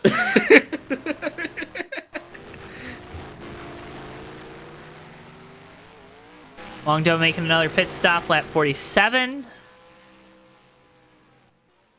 I don't know if that puts Roger back on the lead lap. I don't think it will. Middle and right ring finger is what Matt... I think Matt's saying he would pick his right ring finger. So yeah, I think that's probably... right ring finger. Okay. Yeah, honestly, it probably wasn't... I kind of lobbed a weird question out there. Like, would you cut your finger off to save the world? Like, who's going to say, no, I like my finger more? Yeah, I mean, if the world's... world's... You'd probably get a new finger. They'd probably award you a new finger. If the world's gone too, what use are your fingers anyway? That is... I don't know. Aesthetic? Yeah, you get buried with symmetry? I don't know. No one's going to bury you because everyone's going to be dead. You know what? That's a premise of Fallout, isn't it?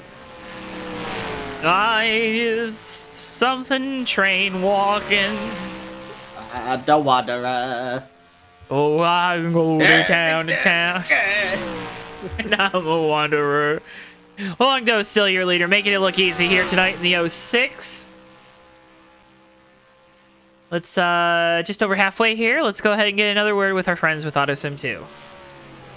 Have you ever wanted to manage your own racing team? Or what if you could go back in time to see if a particular season could have finished differently? Well, folks, have no fear because AutoSim 2 is here.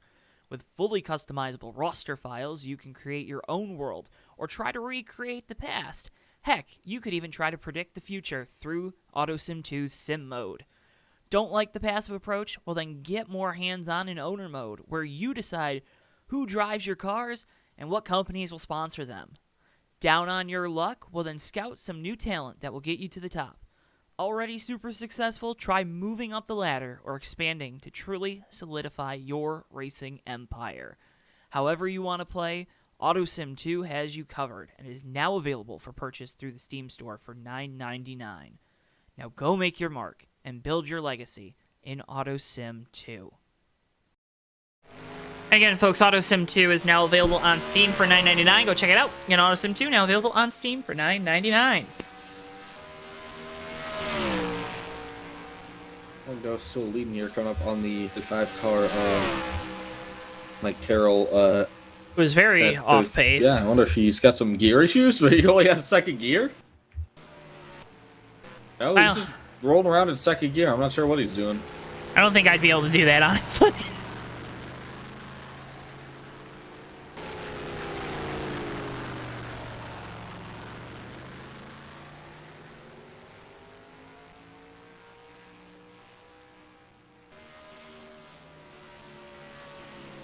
Joe, would you take $1 million if it meant Skittles tasted like vomit for the rest of your life?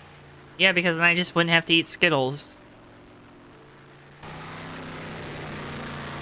Honestly, that helps me, because then I don't eat Skittles and, you know, eat all that sugar. So that's like 2 birds in 1 stone. I can buy a house and a car, and I don't have to, I have one more excuse not to eat anything with artificial sugars in it? Heck yeah. Ricky, you're really not good at these scenarios. You're really not good at these rebuttals. No, I'm not. So, haha. You got me. Haha, I say. You got me. Thank you for that. I swear I'm not dying, it's just allergies. Allergies. I like to not cough. My allergies have just been an absolute riot this year, in the worst possible way. I usually don't, I mean, I get allergies, but I don't usually get them, like, terrible. This year I got them bad. Yeah. I'm just so congested. And, now that the temperature's been warm out for a little bit, and I think my body's gotten used to all that, like, I'm not congested anymore, but I'm still... I almost said it again. I'm still, coughing all the dang time, all the dang time.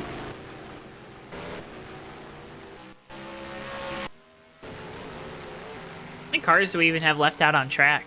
Oh, we have 7 cars on track. 2 cars a lap down, 1 car 2 laps down, 1 car 3 laps down, 1 car 4 laps down, and 1 car a nice and crispy 6 laps down.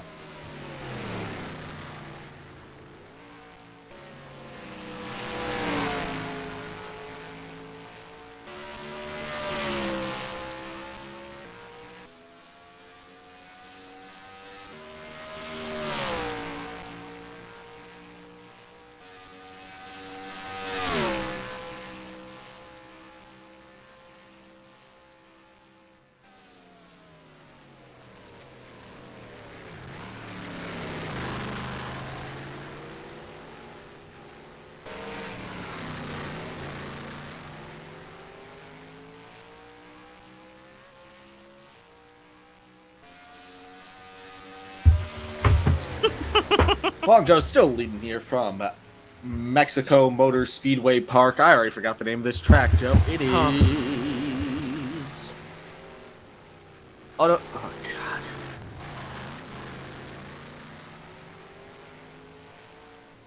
God.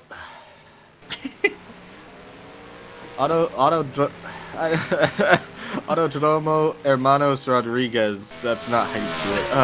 Rodriguez. I'm so...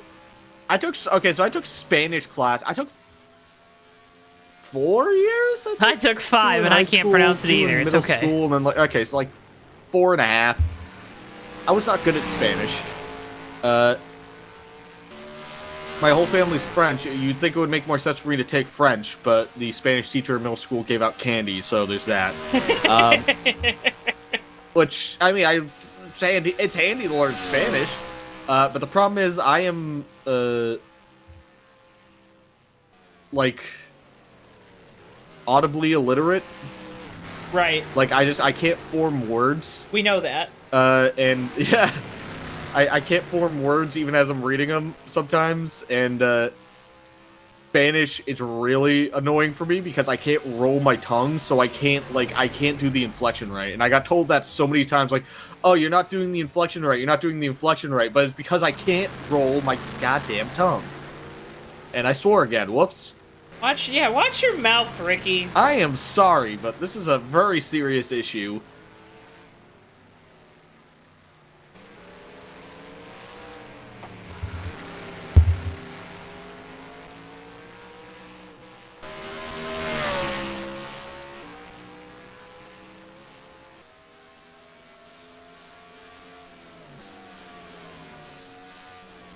But like I get really it's not that I can't like read out Spanish, it's just that I get really self-conscious when I gotta read it out because I know I'm gonna like just kinda I'm gonna slop it out when I say it. It's gonna be a mess of like tongue noises.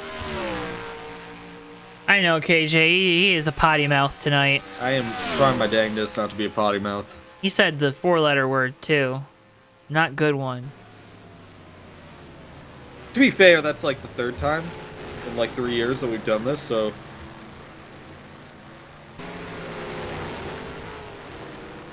Fair enough. We gotta check on the flagman. Tim, the flagman, is just standing there. He has the flags in his hands. He's waiting to display the white one. what's the flagman's name, Joe? I think it's Barry Sr., isn't it? What? What? Well, I mean that's iRacing. I don't know what. Right, this is name senior. are. It That's could be anyone you junior. want. iRacing's junior. This is senior. Okay. Well, I was gonna say give him cool. Like Or we're Barney. Is it Barney? we're in Central America. Give him a cool name. I don't know, Rodrigo or like Alberto or like He could be Alberto. I don't care. I like Alberto. Give me Julian. Is it?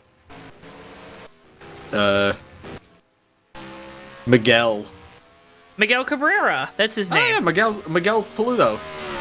Miguel Cabrera, our flagman. Miguel Carrera Peludo Jr. There we go. There you go. God bless him. Good old Miguel Carrera Peludo Jr. I only know Miguel Peludo's like Miguel Peludo's name is like drenched in my brain in the way like it's only hammered into my brain in the way that like Rick Allen would say it in the Truck Series. Miguel Peludo. I saw him win a race. Problems, Wendy.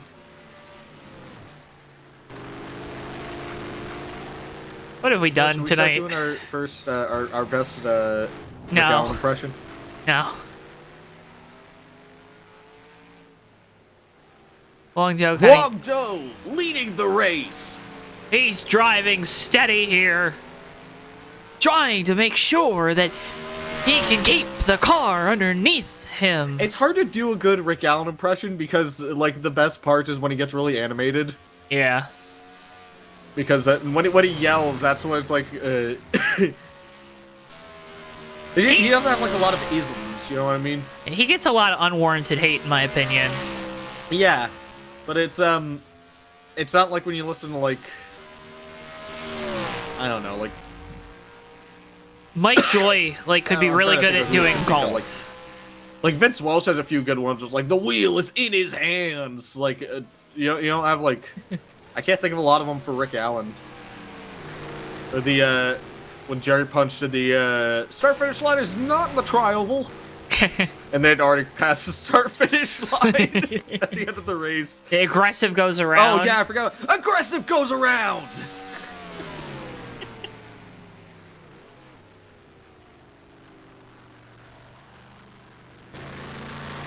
Oh, the 06 Huangdo Clinic.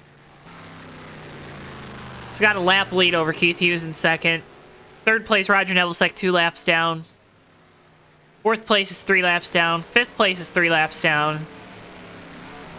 Sixth place, 4 laps down. Mike Carroll back there in 7th is 7 laps back. I believe Mark Snyder has parked it in the 28.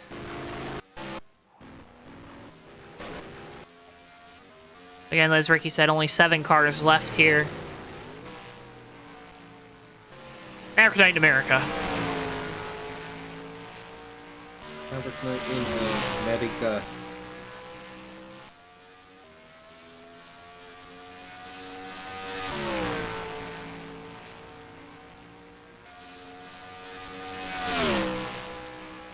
You do a good Larry McReynolds, Joe. Well, the trans... That's about as good as I can do. Now, Joe, I've been looking at the trends of the race, and if you look back at the last 4 Maverick Cup Series races, you'll find we've had a caution in the last 15 laps. But I could have put more like I didn't have a swing in the accent when I did that. oof. Tim, that's not how this works, Brad Brad Keselowski has won race. this race.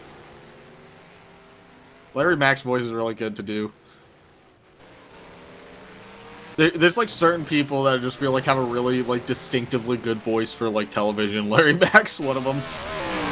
Alan Bestwick's obviously another Yeah. one that comes to mind. I wonder if he'll be on SRX coverage or who they'll have leading the booth there. Hopefully, Welcome to NASCAR Heat. Get out.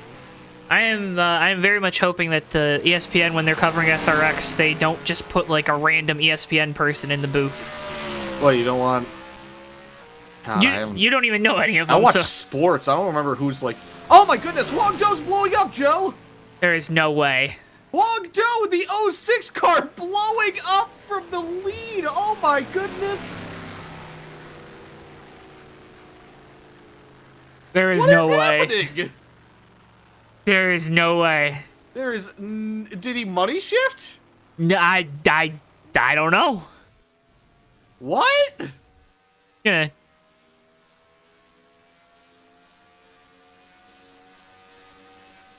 Joe, I'm going back and watch this. He did not money shift. He went up to third. He's going up through the gears.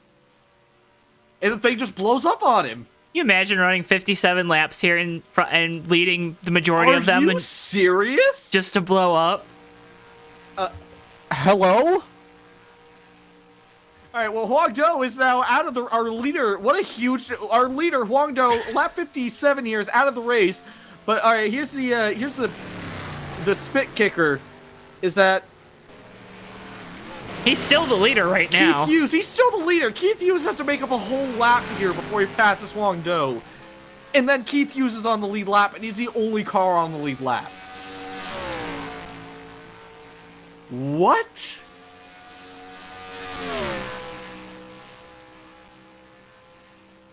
Joe, did I hit my head? No, you're fine. What a heartbreaking night for Huang Zhou, though. Led literally every single lap up until this point. Not every lap, but not literally, but metaphorically. Not literally, but you're right. Not literally, metaphorically. Emotionally. He put a lap on the field, folks. That's at a road course. At that. What a Oh no. Oh no. What? Oh, that scared me for a second. The 82 started blinking. He is that me or is that? Yeah, I think it was. Oh, gee. Whiz. Updates from the 06 crew. They were hitting the chip halfway down the front stretch. So, just a matter of time before that would happen. Oh my god. I got its fixed setup here in the Maverick Cup Series, so everyone's got the same thing underneath them.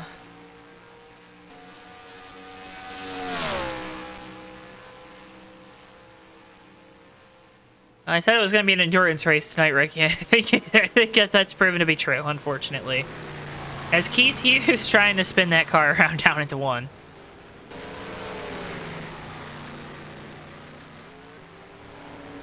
And Huang Zhou is still the leader. It is only a matter of time.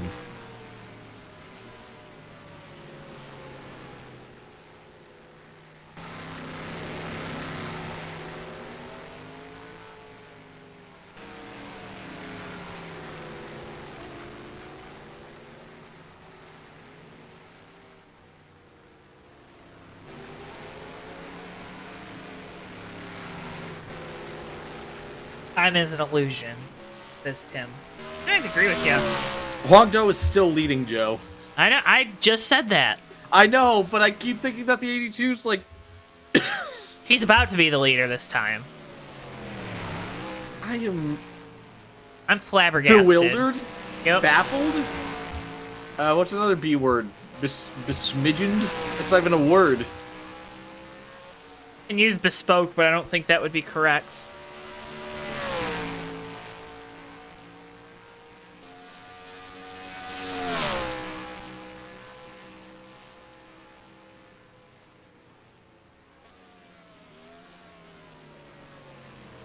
Keith Hughes now takes the lead. Huang Zhou still marked back in second. Roger Nebelsic, Chaviana, and Joseph Landy Pavel in your top 5. One of those cars is not even out on track.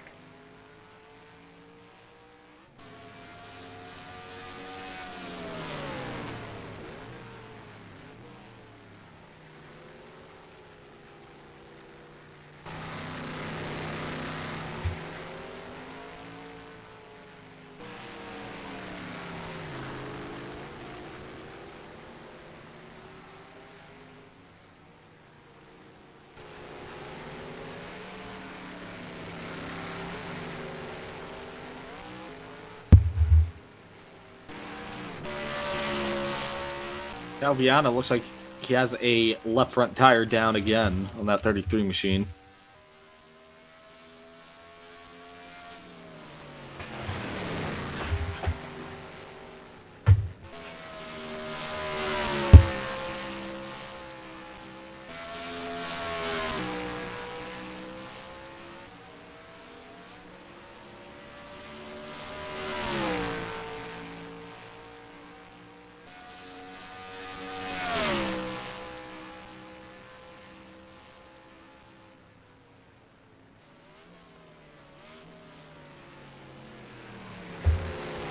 So Keith Hughes still leading here, lap 59 of 80, almost into the last third of this race.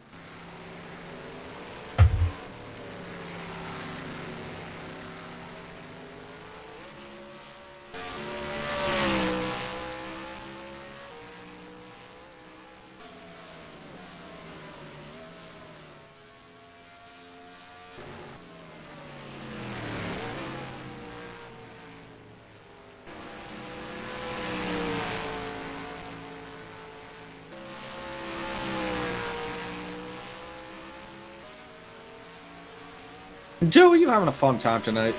Well, of course I am. And hope everyone at home is having a fun time here. Time is indeed an illusion. We are all specks of dust in a big, Dust ball. big toilet. Oh. You went a different direction. Or a big cosmic toilet swirling. Swirling! Swirling!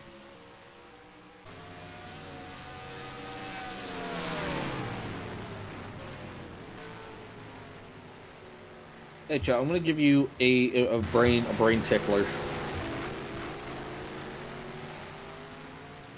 If I walk into a supermarket and I buy 14 cantaloupes, and I have to pay a sales tax of 5%, how far through the parking lot can I get with those cantaloupes before I get tased? Are you paying for them? No. I don't think you're gonna get tased, honestly. Stealing cantaloupes? Stealing cantaloupes. The I cantaloupe market crashed. The supply chain of cantaloupes is in dire straits. Are cantaloupes popular enough? I would think they are. Because I like cantaloupe, but I know people always make fun of me because I like cantaloupe. Brunch everywhere would be ruined, Joe. This is a serious issue. Oh, we got one going around down at turn 1. That's Joseph Landy Pavlin in the 68. Something happening. Well, did he blow up? Let's see. He's off track. He did blow up. Oh, he money shifted, I think. Yep, he actually threw it into reverse. Oh no, big That is disappointing for that 68 team running third right He now. was This already- truly has no. been He was already blowing up. the race of attrition. Was he already blowing up? Yeah, he was already blowing up before he Oh. threw it into reverse. This has definitely been a race of attrition, though. He shifted from 4th to 3rd, and then reverse. So, Joe, I'm fielding some questions for the JTN mailbag. okay.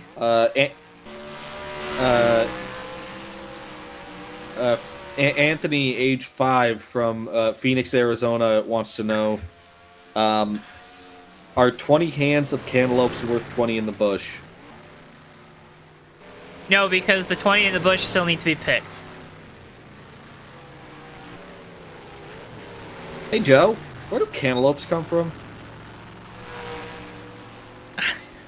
Cantaloupe plant, Cantaloupe tree. the ground. I don't know. You know, that's always weird to me. I don't know why. Like you don't think about where melons grow from. Are I don't know why it's pumpkins- always weird to me to think like, are oh yeah, pumpkins melons just come out of melons? the ground and like are on a root like a pumpkin. Are pumpkins melons? They are in my heart. They're spooky melons. Because I mean, They're spooky pie melons. what about squash? Is Well, I guess squash that's a melon? gourd. Is a pumpkin a gourd?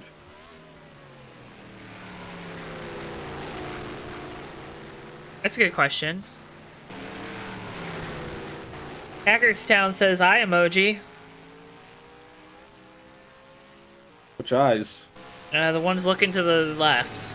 Is it because he wants to know if pumpkins are gourds? Really, I he just too would cares like to about know. cheese and meat packing. Alex Mo, thank you, Alex. I always need those.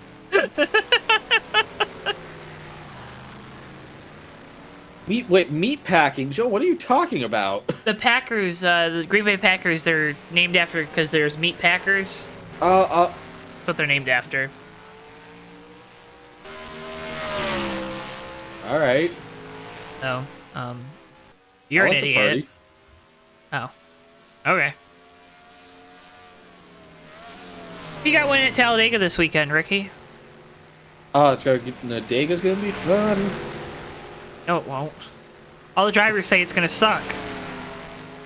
All the drivers said that. Everyone else says that. Denny Hamlin said it. Everyone else said that.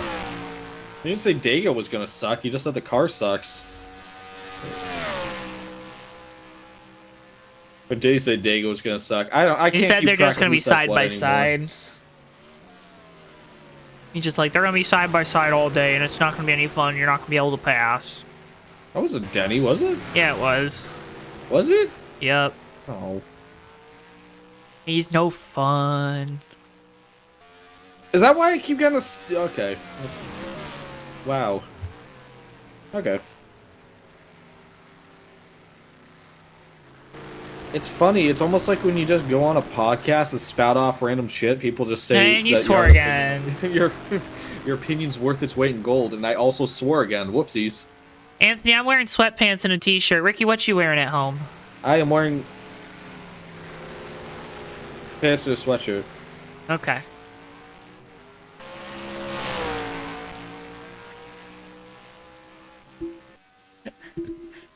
It's 3 swears in the jar tonight, Ricky. God. That's coming out of your pay. I have to dock you. I think he will actually. I won't. Roger Neville, your race leader. Keith Hughes, 25 seconds back. Chaviana still in 3rd. James Sykes, Joseph Laney Pavlin's out of this race. Do we only have 4 cars left? Yes.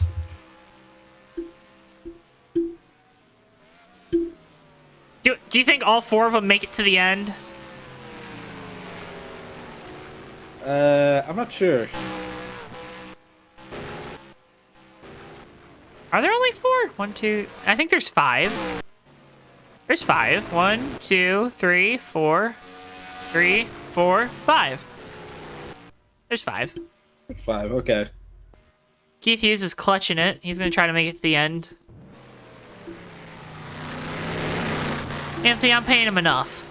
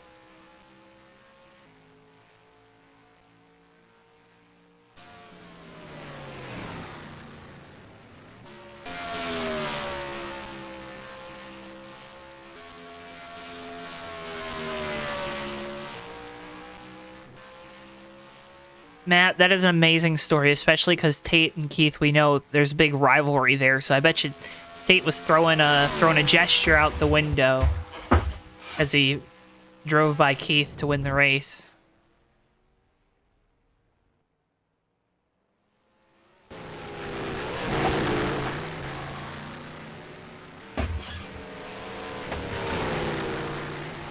Ricky, what you got going on in your life this weekend? You doing anything fun? No.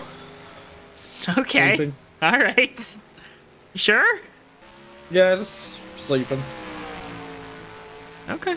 No new life updates? Nothing really. Okay, whatever you say.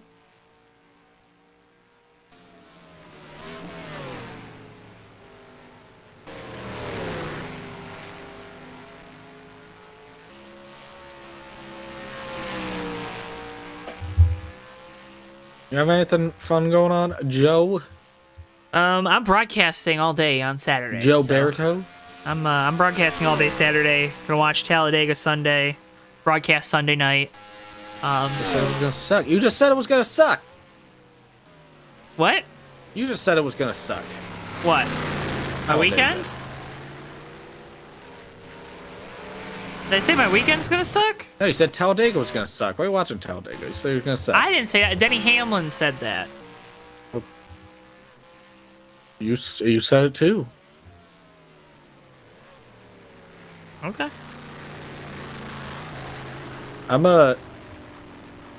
Yo, Joe, I don't really get that either. That's weird about that though. Like just side by side. You mean plate racing? Yeah, what he said is you can't really make passes. You're just kind of stuck in line. Which I'm pretty sure I saw the RFK cars be able to draft up and down the field at Daytona, so I'm not sure. I would don't even assume know with anymore. more I don't know. The next gen I car don't even is know anymore. I mean, so weird. Just weird. Not a bad thing, just weird. I feel like everyone conveniently forgot Daytona was pretty good. The only reason why the ending wasn't good was because everyone started wrecking. Yeah. We're gonna get that last Yeah. option. Daytona finish was gonna be nuts. Yeah. I don't know. Yeah. Weird.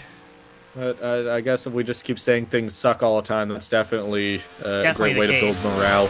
Oh yeah, of course. Yeah, you know, definitely makes me want to watch. I watched Bristol at all last week because everyone said it was gonna suck all week, so I And didn't then it was watch really and then I good. saw the last like half of it, and then I was like, oh, I probably should have watched this. They did a better job, I think, of filming Bristol, showing the battles throughout. You know, Martinsville this week, I feel like they did a good job of that, too. I saw a lot of people saying the race sucked, but thought they did a good job of kind of showing things happening throughout the pack. We've got nothing happening right now. Everyone's kind of in their own little zip code. Watching our race leader, Roger Neville, second to 23. Folks, we got great racing coming up for you later on this week, all from Talladega. It's Talladega week. We're going to have Michigan with the USRL Cup Series Saturday night. That'll be your one break from it. But tomorrow night, Bomb Squad Racing Trucks, Bomb Squad Racing Cup on Thursday. Then the Open Speedway going to be at Talladega on Saturday afternoon at 4 p.m. USRL Cup Series action Saturday night. And then the Fast Renegade Cup Series on Sunday night from Talladega. So, again, a lot of great racing action. It's Talladega week here on JTN, so make sure you stay tuned and don't miss a second of the action. Make sure you're subscribed with notifications turned on by clicking that little bell icon as Nevillsec comes to pit lane.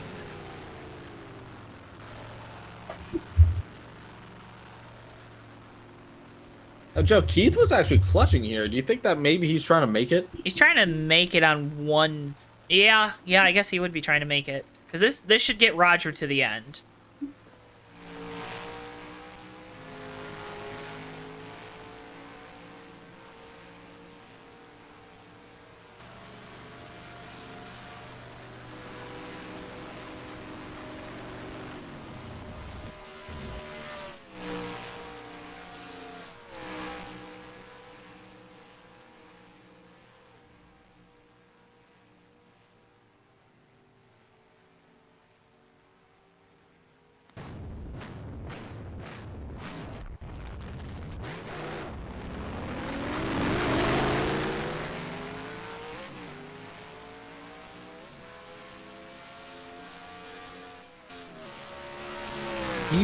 Bee-boo bop. See Roger down away off of pit lane. Keith Hughes now retakes the lead. Anthony, I don't know what that means. No?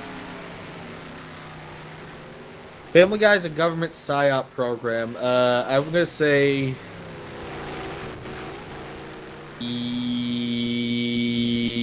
yes.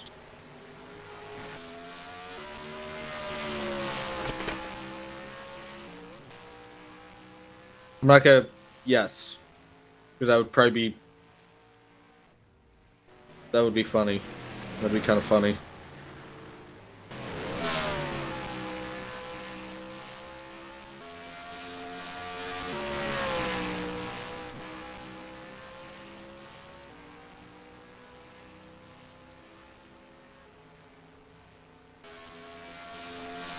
Joe, 69 of 80 laps. Nice. There's nothing weird about that number at all. Nice. Nothing funny about that number. Stop Nice. laughing, Joe. Nice. Joe, stop laughing. I'm not laughing.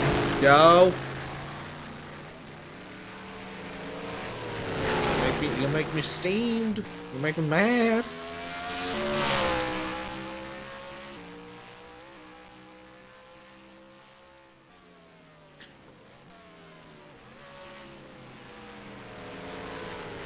What's great about the number 69? What's that?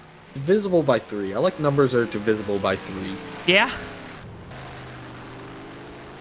You like 21? I'll do like 21. Because, you know the old rule about numbers divisible by 3, right? It's the magic number? Well, oh, no. This is an actual thing. Because I do this all the time when I gotta think, like, oh, is this divisible by 3? Is that the old little, little, not really a wives' tale, it actually does add up, is that when you have a number, I guess a 1 or 2 digit number, the sum of the digits is a multiple of 3, then that means that it's divisible by 3. Is that true? Yeah, it's true. It's 69, 9, 10, 11, 12, 13, 14, 15. 15 is divisible by 3. 15. 5 plus 1 is 6. 6 is divisible by 3. What about Or a multiple of 3. 357,633? I mean, if it's divisible by 3, then yeah. If it's not, you're going to get a disgusting... That's the thing about thirds. I like things that are divisible by 3 because I kind of don't like thirds. Because decimal-wise, they're a nightmare. You don't like that 3 repeating? Yeah, because it's just repeating garbage. I hate it. Mm-hmm. But I like them. I like when you have whole numbers that are divisible by 3. If you got to deal with something that's divisible by 3, it's nice to have numbers that are divisible by 3. But when you have to throw decimals in there, then you're always rounding, and it sucks, and it's dumb, and I hate it. I have very strong opinions on thirds. I'm actually going to start my own podcast. Call it The Rule of Threes. It's going to be about the number 3. Steven, I really don't like matrices, so not a big fan of the Jacobi God, operators. I got Jacobi operators. Okay. Sorry, it's just so much fun to say it like Jacobi. I got a Dynamics. Jacobi operator. I got a Dynamics 2 exam Thursday. That'll be fun. Got a lot of matrices involved with that. It's 10 to go. Got about 15 minutes left here. For 10 years, TWB has been offering you the premium in discount carpeting. That's not what their ad was. No, go ahead. Keep going. Go to www.twb.com for a new offer on all of your favorite movies at a new low price home delivery on Tuesdays and Fridays between the hours of 4 p.m. and 3 a.m. And every movie is Norbit. It's Baggy says I came here for racing, not a math lesson. Sorry about that, buddy. What's 15 times 4? We got about 4 cars left in this 14-car field, so it's been a long night endurance race. Keith Hughes with control of it. Bill's trying to save some fuel as Roger Nebelsick in the 23 runs in second. We feel like that car is okay. Make it to the end.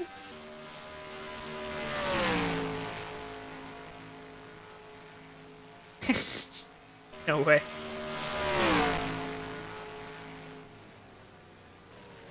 Just JLP says team finished 6th and 9th. Nice.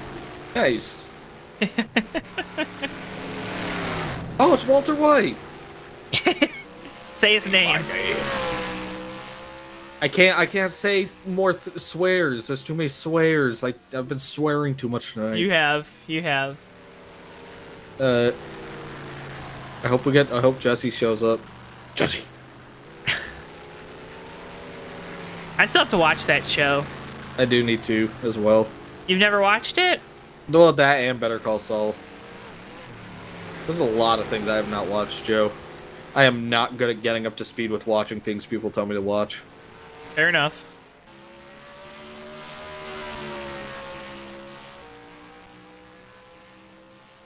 I have so many things to do in a day, and then I die. That's my excuse. That's my running excuse, at least.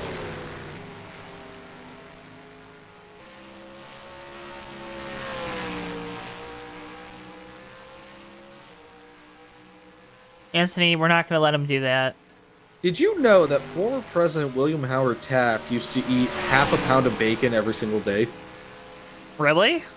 No, I'm just making that up off the top of my head. It wouldn't surprise me, though, because he's the one that got stuck in the bathtub. Yeah. That sounds like a good one. That sounds like a good lie. Also, I probably should have said half a pound, because that's not even a lot of bacon.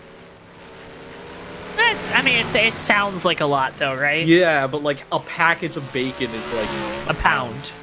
Yeah.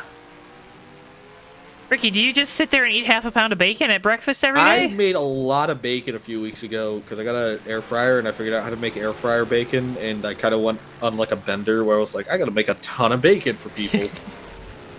You know what's really good in the air fryer? What? You can take like box cake mix, and you make it with I forget what you put. It might just be water. You might just sub water into it and mix it, and it makes pretty like nice cookies. I forget. You gotta look it up because I'm not doing it justice, but it was really good. It was really good. Joe, I'm not judging you, but isn't that what an oven's for? Yeah, but like the cake mix is all cake mixes. Roger Nebelsick is closing in on Keith Hughes. We kind of have something exciting going on here.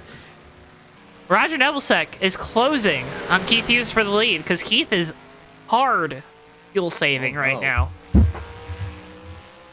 There you see Keith. There's Roger in second.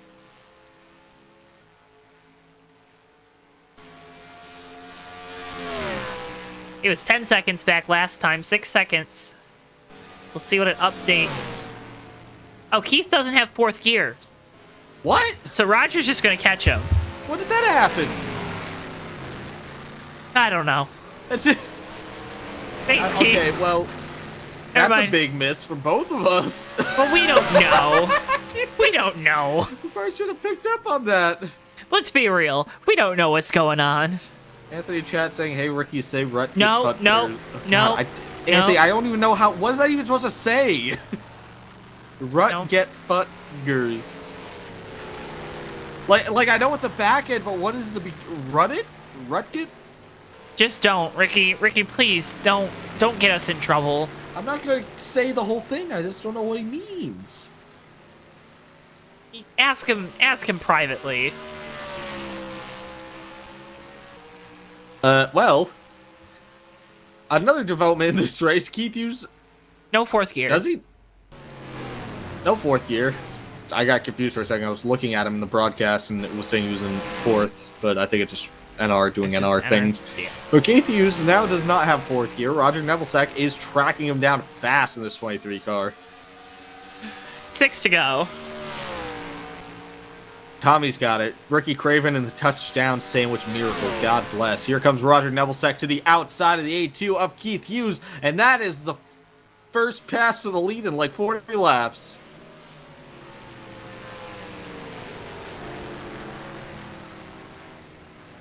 So Keith's kind of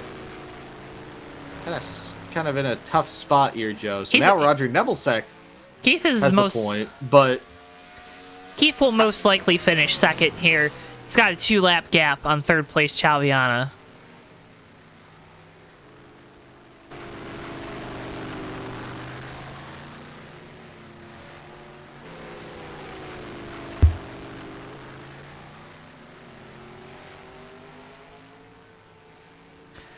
So Roger just has to take it easy and hope that the car doesn't do anything stupid here.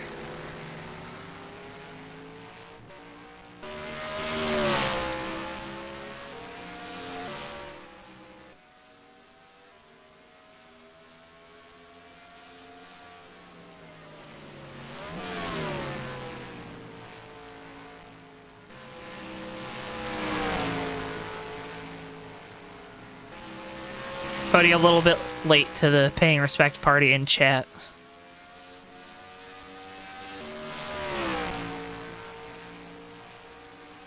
Ricky, I don't know what's going on anymore.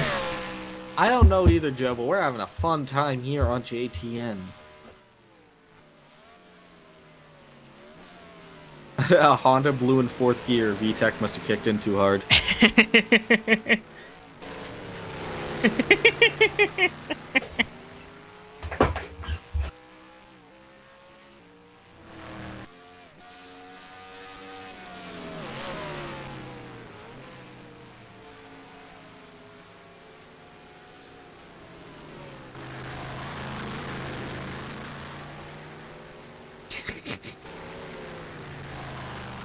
No, VTEC's not actually a real thing.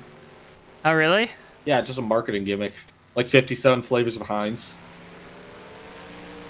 I don't think that's... Nope, not real. That's not why it's 57, Ricky. No, it's not real.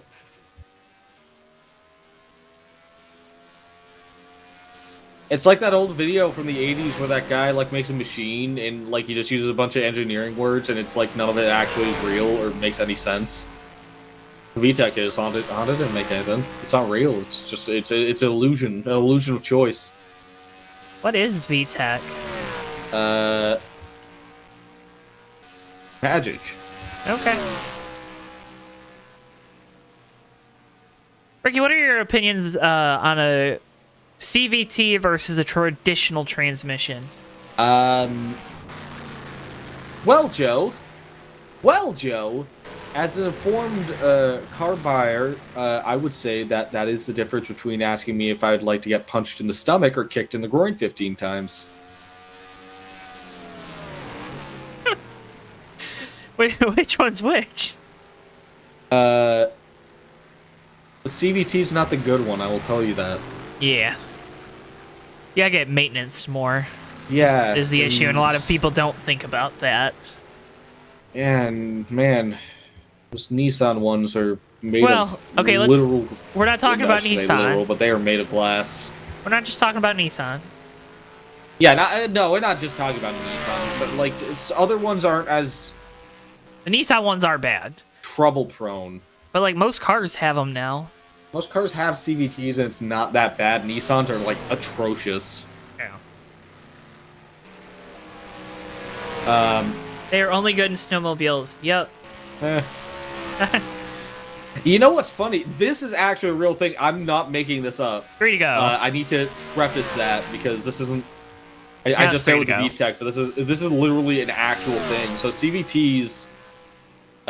they intentionally make them quote-unquote shift because consumers get confused and angry when they just see the car just like running at consistent RPMs and they think something's wrong. So at some point, like the early 2000s, a lot of automakers started programming them just to be like, hey, it's shifting. Yeah. Even though really CVT is continuously variable. It's just the belts. early ones... There's belts. The early ones are like, if you look at any like old like the Subaru Justies in like the early 90s had them. There's a bunch of videos of it on YouTube, and they'll be like, notice how when we drive it, the RPM stays totally consistent, and it's like just sitting at like 3,000 no matter what you're doing in driving conditions. That's what a CVT is supposed to do because it's continuously variable. Because people get mad when they see that, they're like, Oh, let's make it just manipulate the RPMs, just make people feel better and think that it's shifting. What are they doing with their electric cars then? Uh, I hate to tell them about those. I don't know. I guess that's kind of the same thing as just pumping noise into an electric car, kind of, but like... I mean, it's not. I think it's weirder because it messes with the driving dynamic, because it's like you're just telling it to do things that don't actually input with the, Yeah, no. because it doesn't make a electric, CVT work any better. Right. There's no reason to do that. You're not running through the power band. It would do that no matter what. Right. It's like if you did it with an electric car, and it was like, oh yeah, because it has 1 gear, and then they were just like, hey, let's make it slow down for no reason, and then kick back up. Oh, you know these car companies, they're gonna make you shift your electric car at some point, or they're gonna have that as an option. Look, I'm gonna be honest with you. That sounds kind of cool. Oh, it does. I'm just saying. If I had like a big like lever that could just be like overdrive engage, and I just pulled it, and it just like, if it was something like really dumb and clunky, like a big lever that's just like an on-off switch, and just clunks into another gear, I'd be like, that's kind of cool. We got over a lap and a half left here. Roger Nebelsick is your race leader in the 23 Ford. Keith Hughes sits in second. Chaviana third. Nope, wrong thing. Wrong thing, Anthony. No, you think of the other thing, Anthony. There's a good Wikipedia article on that. My goodness.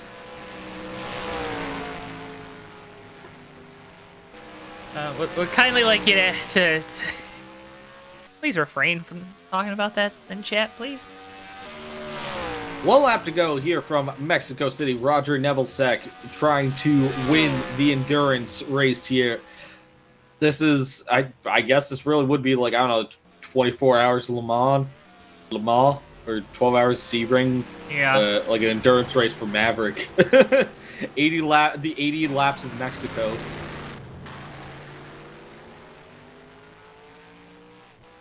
But Roger Nebelsick, yeah, Anthony, I was talking about cognitive behavioral therapy too. I love psychology. But Roger Nebelsick just trying to make it to the end here. With so many mechanical failures going on today, so many slip-ups from guys, you just want to get to the end of this thing. I just want to finish. If I was Nebelsick, I would just drive around the whole track in 4th gear. I wouldn't even shift. You got a 15-second lead. There's 6. Yeah, he's not catching you. 25-second lead.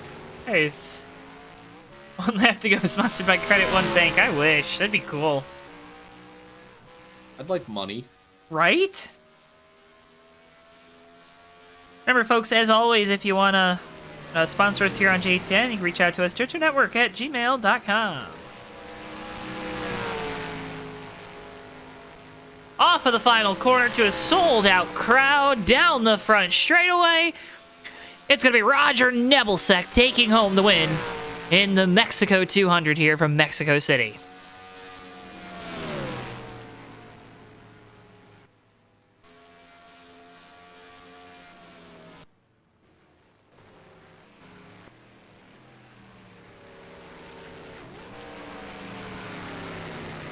Roger, your race winner. Keith Hughes going to come home in second.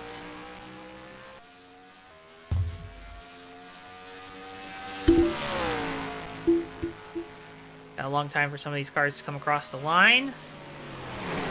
Keith's going to go ahead and just bin it.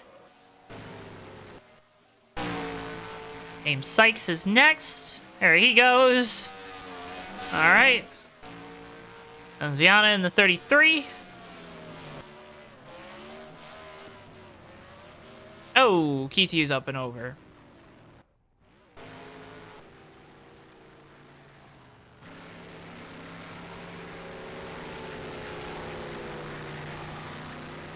So Roger Nebelsick, your race winner here tonight.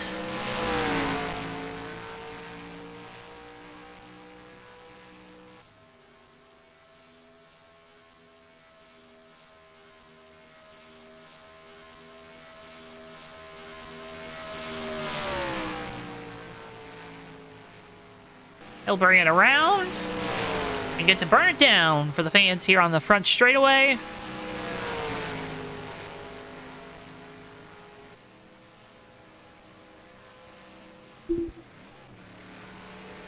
Roger Nebelsick is your race winner tonight from Mexico City.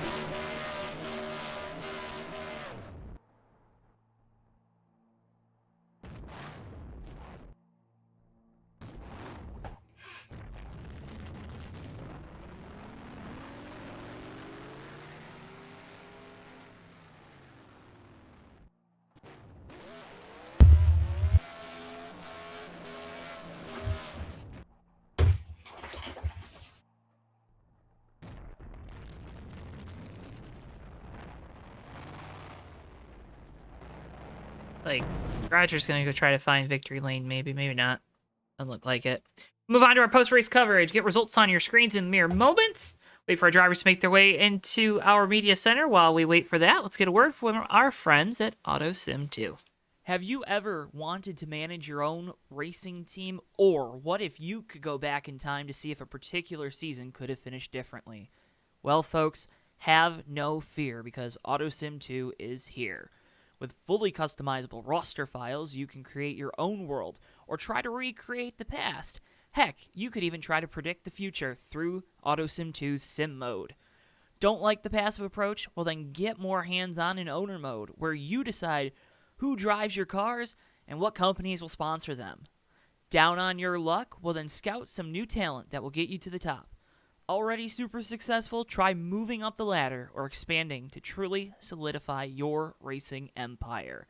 However you want to play, AutoSim2 has you covered and is now available for purchase through the Steam store for $9.99. Now go make your mark and build your legacy in AutoSim2.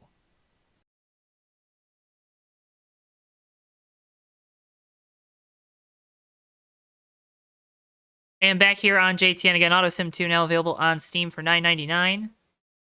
Again, that's AutoSim2 now available on Steam for $9.99. So waiting for our drivers to make their way into the media center. Let's go ahead and just grab one of them. How's that sound?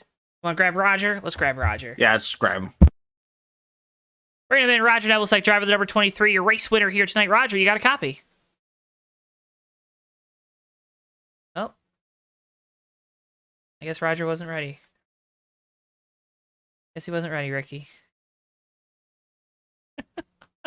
We'll wait for these guys to make their way to the media center. That's probably a better way. But long race here tonight. 80 laps from Mexico City.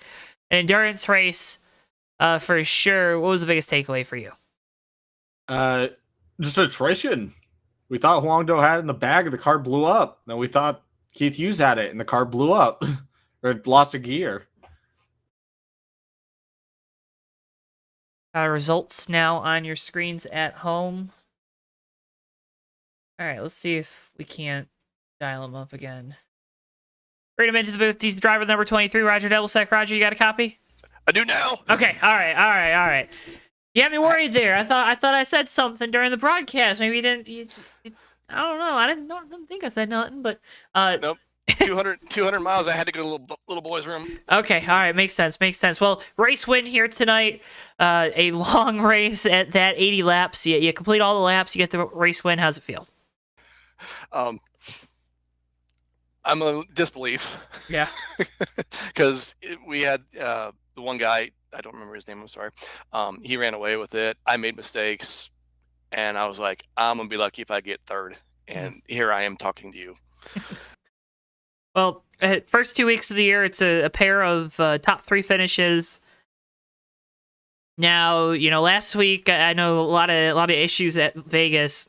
To come out here south of the border on a road course at that to take home a victory, it's a completely different set of challenges. Obviously, you had a lot of speed in this 23 car. How does that start to maybe build some momentum here for this title fight? Well, that was my whole point tonight. Was like, okay, well, if I'm fast, I can try and contend for the race win, but if not, I'm collecting points. I'm doing it a la Matt Kenseth. And I got a couple laps led and got a win out of it. So I got just about max points. So I'm happy and just keep on going from here. I know we're going to have some ups and downs the rest of the way, but just trying to make the most of it when I can. Well, Roger, again, congratulations on the win here tonight. know that there's a vacation hopefully planned for you and the family after a victory here tonight. Hopefully they get you hooked up with something nice. All right. Before we let you get away to go spend some time here in beautiful Mexico City, I want to give you the opportunity. You got a lot of partners on this car, new partner tonight included. The floor is yours, buddy. You know what to do. Well, thank you. First of all, does anybody have a walker? Because I could barely get up after this one. Well, yeah, I want to thank Código 1530 Tequila for coming on board.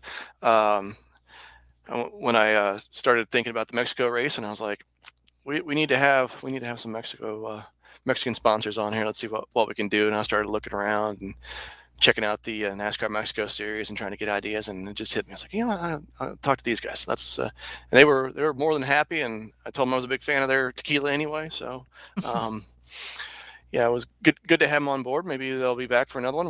We'll see. But it was a one race deal. So, but I also like to thank Ski Citrus Soda, because they've been my main go-to here. They were nice enough to step aside tonight and let the new sponsor shine a little bit. I also like to thank the wife for letting me do this, who's probably wondering where the heck I have been for the past 2.5 hours, because usually my races don't go this long. Thanks, Ben, for putting on the race tonight. It was something different, that's for sure. And thank you, JTN, for broadcasting the race. How many cups of coffee did you guys go through tonight? Not enough. No, it's late. You can't drink coffee this late. Well, you gotta. I don't know. It's final season, so you gotta stay up somehow, right? We don't do that. We don't do that. For Roger. You're one of the smart ones. Well, I like to think so. Roger, as always, it's a pleasure talking with you.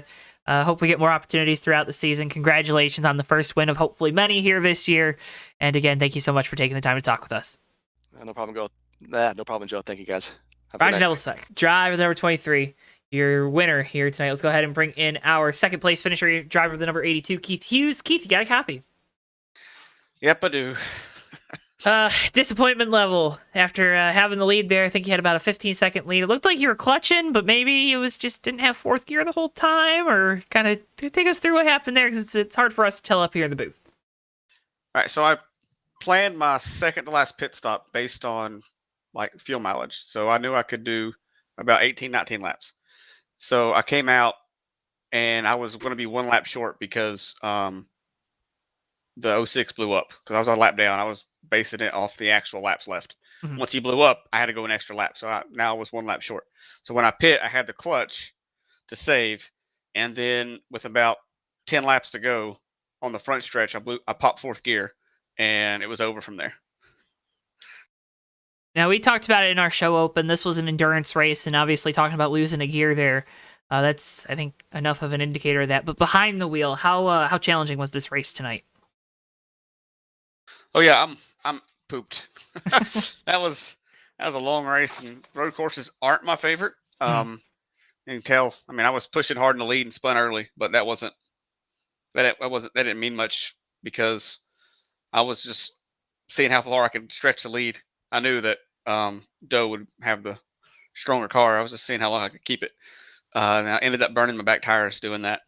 But yeah, I was up and down the track. I was first, back to eighth, then climbed back up to first again. Finishing second, that's fun. If I didn't blow fourth, I would have won last night, Monday to Thunder. I was going to have the lead also, blew an engine with 4 laps to go, and lost that race. Like, I've had 2 rough nights.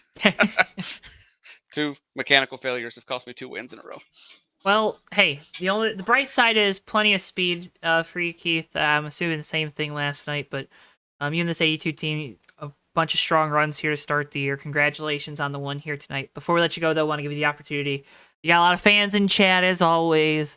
You got a lot of great partners on the car, so the floor is yours. You know what to do. Yeah, I think Mountain Ops being on the car. I think everybody that came out to watch tonight, JTN putting it on. Maverick Night in America is always fun. Tonight it was challenging. Congratulations to Roger. He deserved it. He gets his hat now. Yeah, he'll be happy. But just had a good time. Thanks for hosting us. Well, Keith, as always, it's a pleasure getting the opportunity to talk with you. Cannot thank you enough for your time after this one. And again, congratulations on the second place run here tonight. All right, thank you.